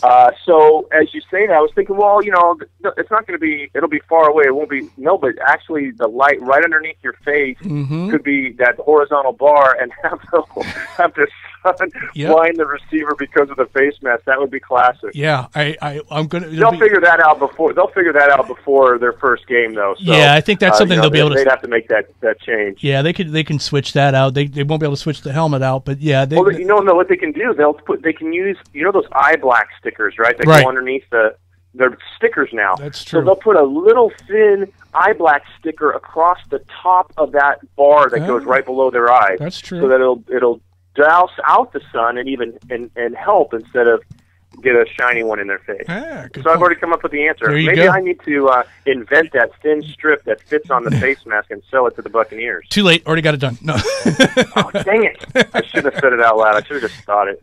Absolutely.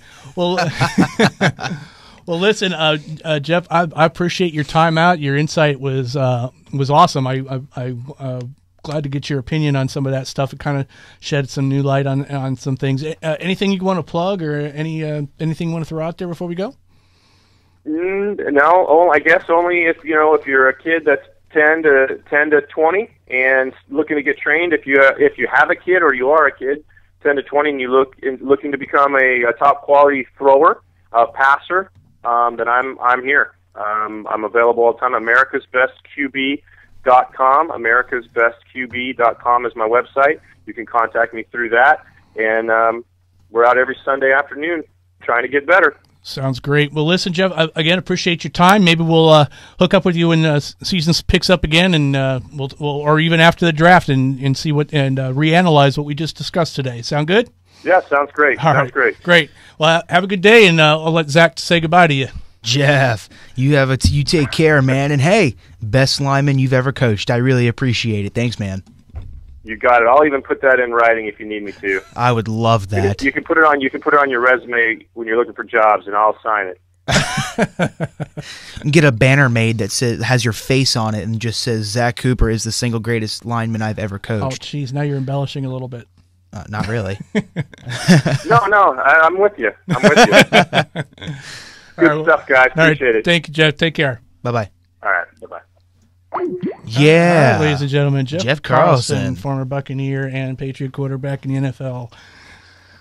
Interesting. Well, with that, some really good insight there. I'm glad to get that opinion there. It's always good to hear about a quarterback when you're talking about quarterbacks. So we're going to take a quick break here just to kind of regroup a little bit. And we've got about 20 minutes left in the show. We'll come back.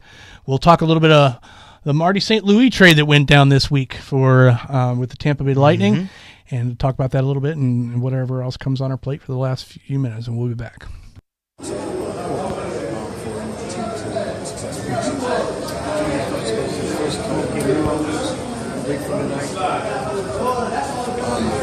is a big game. It's the opener. Definitely a game we want to set the tone and get the chance to go out and showcase what we can do. So I'm excited, just like everyone else is, to kind of go out and show what we've been doing this last few weeks to what's off the period. Division rival. That's it. I'm sure they're a great team and they're working hard, but we've been on the same thing. And once the lights turn on and the game is ready to go, we'll be out there just playing our hearts out.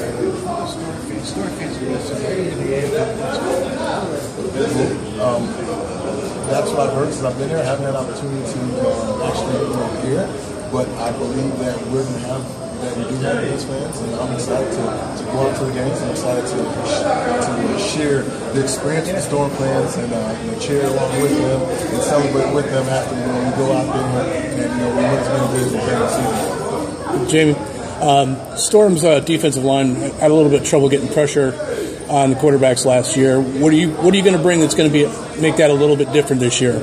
And second part of the question, what's it like working with Coach Hovan? Well, that's pretty much my answer to Coach O.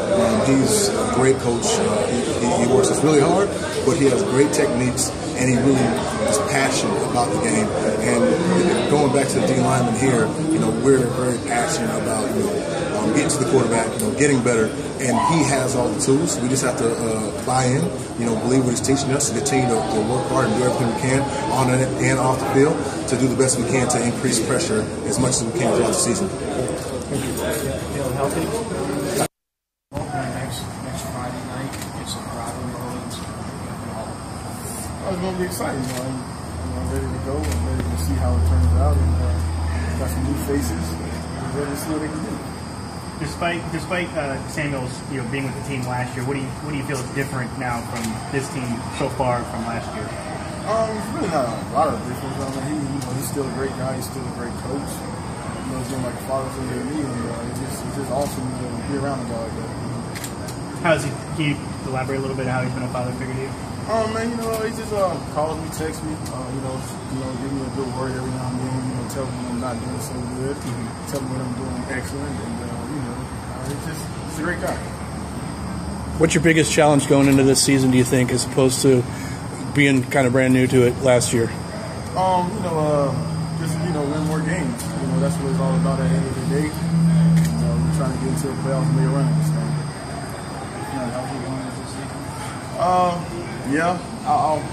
We'll see what happens on game day, and we'll go through that.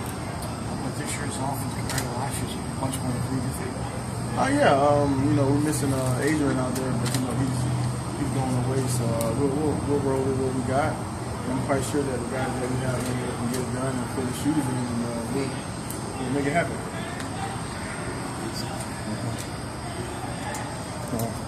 That's good. Good. Thanks, Jack. Michael G. Butash, attorney at law, is a former state prosecutor with substantial experience in handling all criminal and DUI matters. When you are facing charges, you want someone who aggressively defends cases ranging from minor traffic infractions to serious violent first-degree felonies. Call attorney Butash and together you'll discuss your case in person or by phone. He accepts most major credit cards and also offers payment plans. Call attorney Michael G. Butash today for your initial free consultation.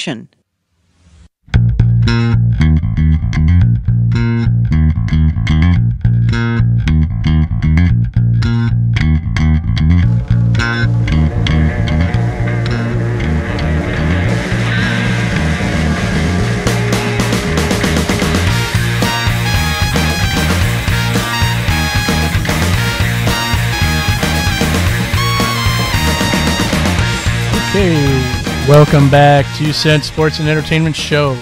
Wrapping up the last segment of the day.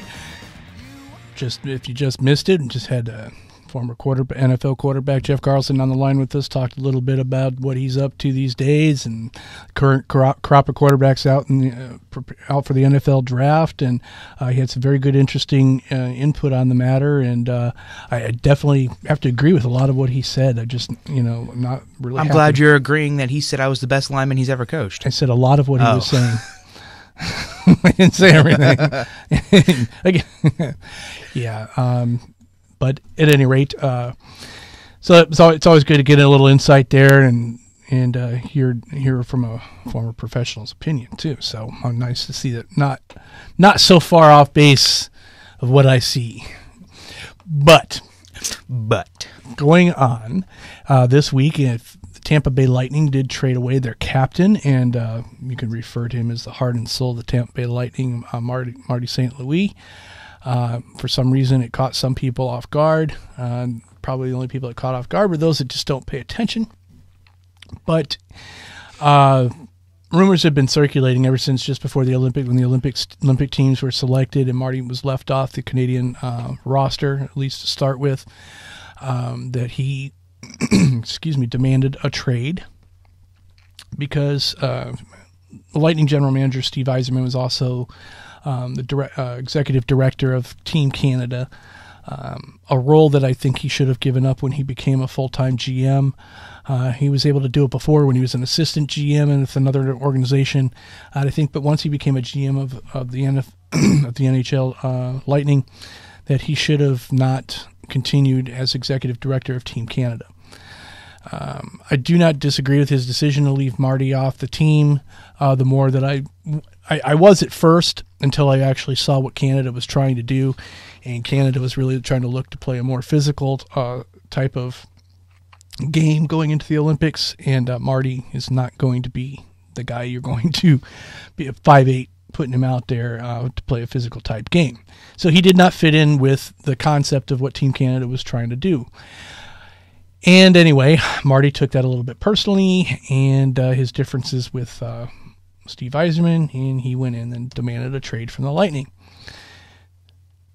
Now, there's been a lot of going back and forth as to, who's to blame here and so forth. And I think, now that the dust has settled a little bit, people have really come to see that, Yzerman was just doing what he had to do from a request from the player himself. And Marty St. Louis, say what you want, abandoned this franchise for his own personal reasons. Now, I understand you have a built-in excuse, my family and this and that. And Marty has a secondary home that he has in Greenwich, Connecticut, which is about 45 minutes away from New York, which is why Marty wanted a trade, and the one and only team that he was willing to get traded to was the New York Rangers.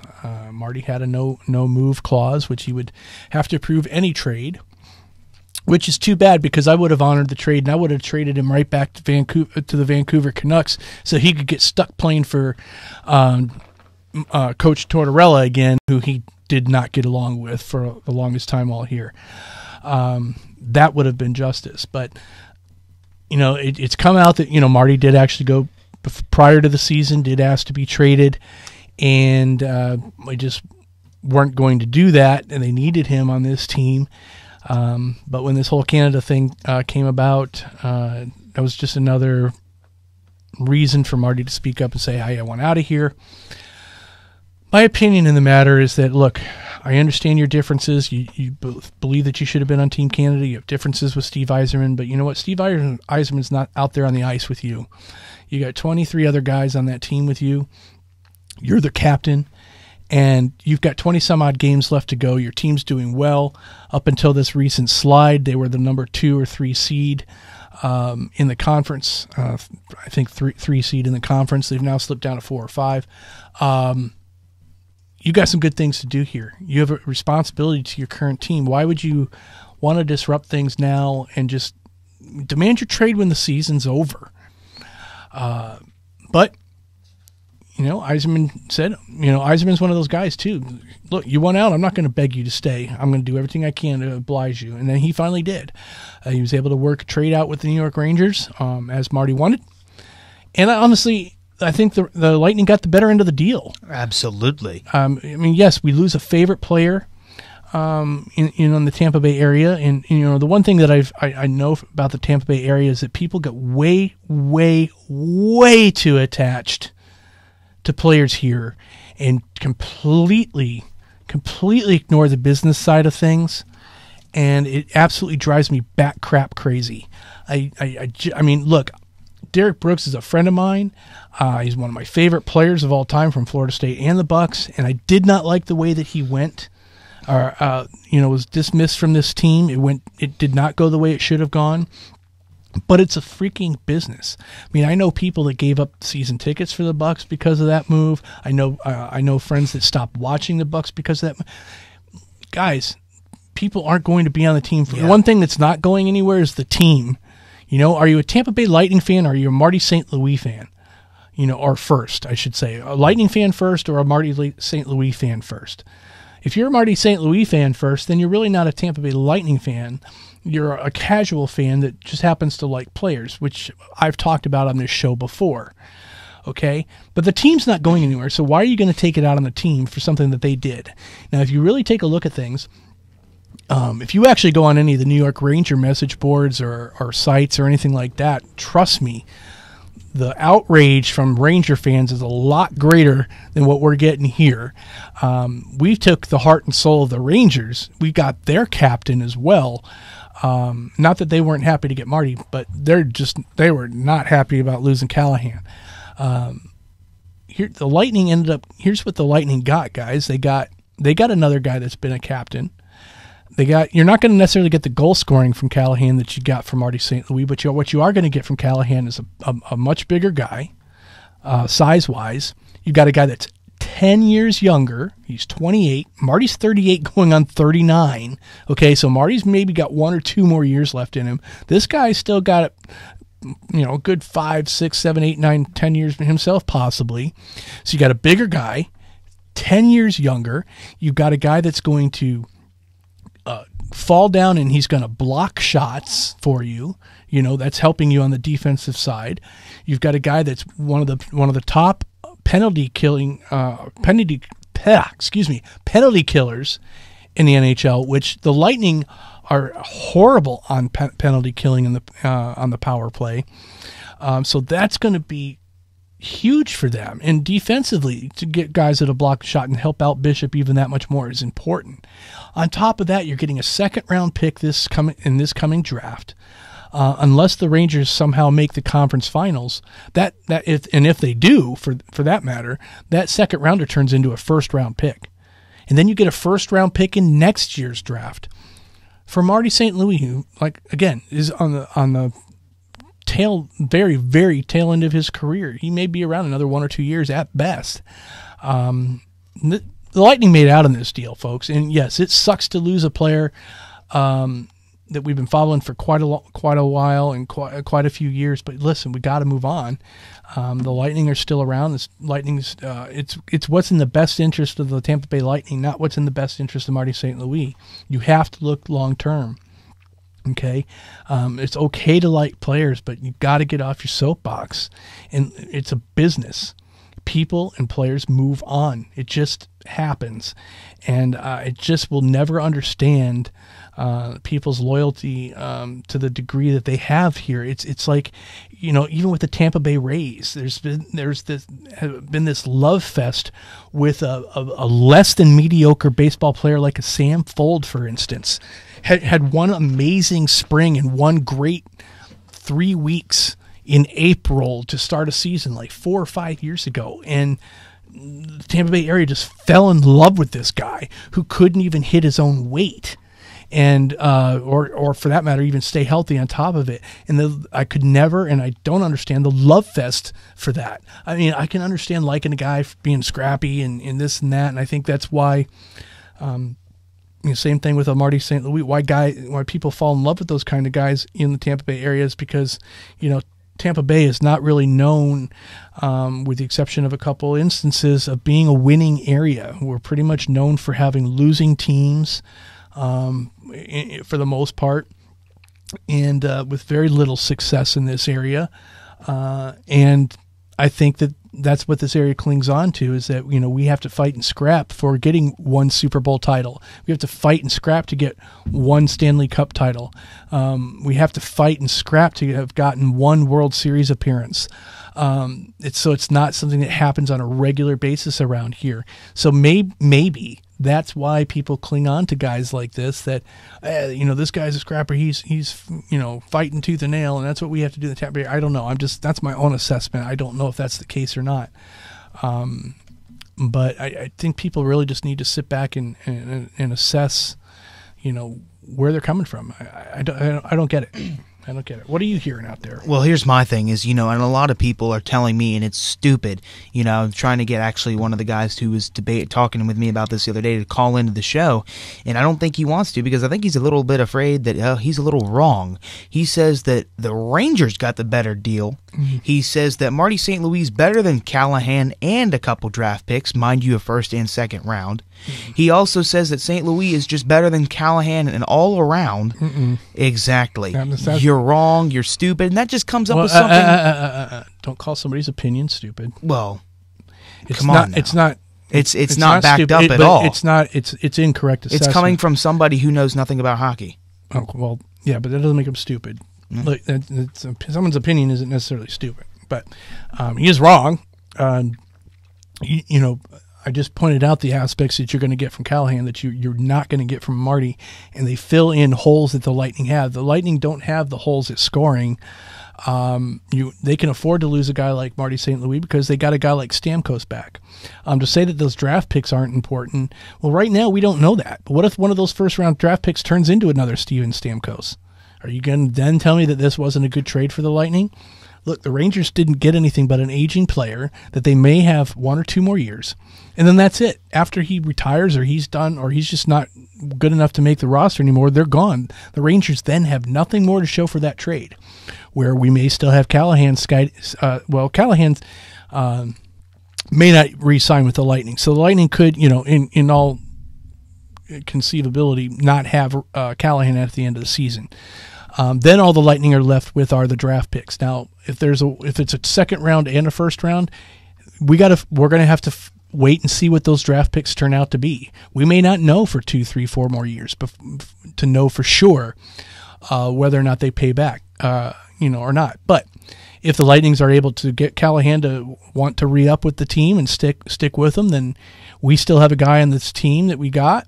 He's going to contribute quite well, and then we may get, we'll have to see again how these draft picks pan out. So, right now I just don't know how you can possibly say that the Rangers got the better end of the deal in any way, shape, or form at this point.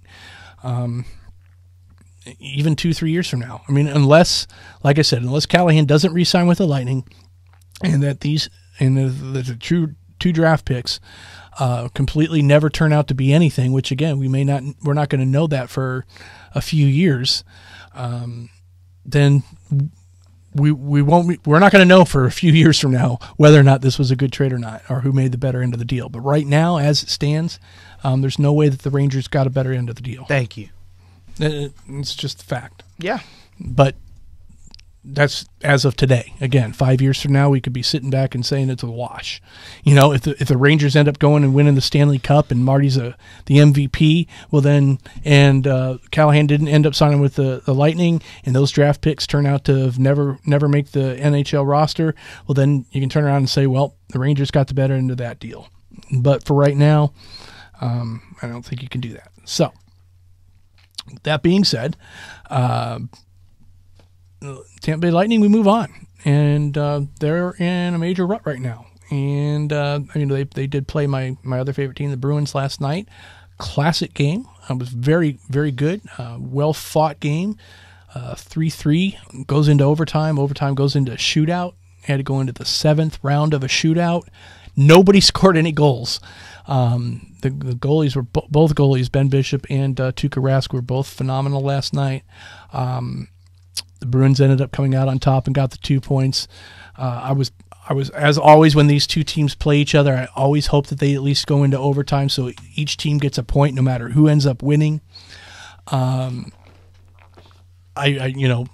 Lightning certainly needed 2 points more than the Bruins did, but the Bruins needed 2 points to try to catch Pittsburgh for the number 1 seed in the conference. The Lightning needed the 2 points to, start getting back up there because they're slipping down in the standings and getting very close to now being a wild card team. And but they got 1 point at least, lost 4-3. Bruins scored on the 7th shootout shot, and it was pretty intense. I mean, the goalies were pretty amazing last night. So that was a very good game, and I really do enjoy hockey. However, somehow it just slipped my mind that the Bruins were actually in town last night. Well, and remember, you were getting ready to go to the UConn-Florida game. That's and true. That's probably why it slipped my mind. Yeah, and then Claire ended up, you said, getting sick. Yeah. Who's Claire, for anyone that doesn't know, is Scuba's wife. Yeah. She got a little bit of food poisoning from eating at a local establishment that Red Robin, that I won't mention. That she got very ill. Went there for lunch on Friday and it was not a pleasant experience for her Friday or for myself Friday evening, and it kind of rolled into yesterday. And so I did back out on my plans for going to see UConn play Florida in Gainesville. And dang it, UConn lost in 11 innings on Friday night, 1-0 to Florida. They lost in 10 innings yesterday, 2-1 to Florida. Man, they just cannot get any bats going on that UConn baseball team. Hopefully, maybe today they'll find a way to take that last game there in Gainesville, and we'll see. But we are up against it. Just saw that we're running out of time. We've actually run out of time. So appreciate it. And, we'll be back again next Sunday, 11 a.m. to 1 p.m. Hopefully we'll see what we got for interviews next week, if any. And I'm sure Zach will be hitting the phones pretty heavy this week to try to line somebody up. He's been doing a pretty good job. I will commend him on his efforts in trying to getting guests every week. We're not going to guarantee we'll have guests every week, but listen, if you ever interested in being a part of the show sometime, you always can get in touch with us, and we will certainly discuss possibly having you on, as a guest commentator. We're open to possibly doing those kinds of things. I want to again thank our sponsor, Bootash and Donovan, for sponsoring our show. Mark Ferguson, of course, of Ferg Sports Bar in St. Pete, for calling in briefly. And if you missed it, he was heading out to Al Lang Stadium today for some baseball that's going on there. He did have some free tickets available, so I do appreciate him calling in and touching base with us. And we're trying to kind of work with them on a kind of co-sponsorship thing. So I want to thank Ferg Sports Bar and for them calling in. So I'll let Zach take it from here, and we'll be back.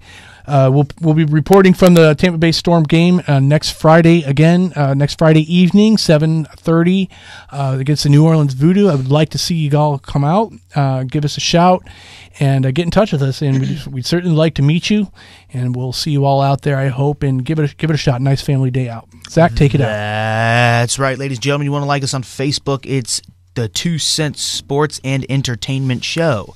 Follow me on Twitter at 2 Cent Zach. Everything related to the show, guests appearing, replays of the show that just happened or is continuing right this moment. Also, check out the website, www.2centshow.webs.com. It will feature all of our social media. It will feature my friend Taylor, who her YouTube channel just opened and uploaded a new video yesterday. It's MEHH, it's Taylor. Also, thank you, Bootash and Donovan. Thank you, Talk Wad Studios. Thank you, Alex Wadsworth. Scuba, and it's time to throw the paper. I'm done. He is done, folks. I'm done. Appreciate you listening. Again, every Sunday from right now, 11 a.m. to 1 p.m. This is 2 Cents Sports, News, and Entertainment. We'll look forward to hearing back from you soon. Peace out.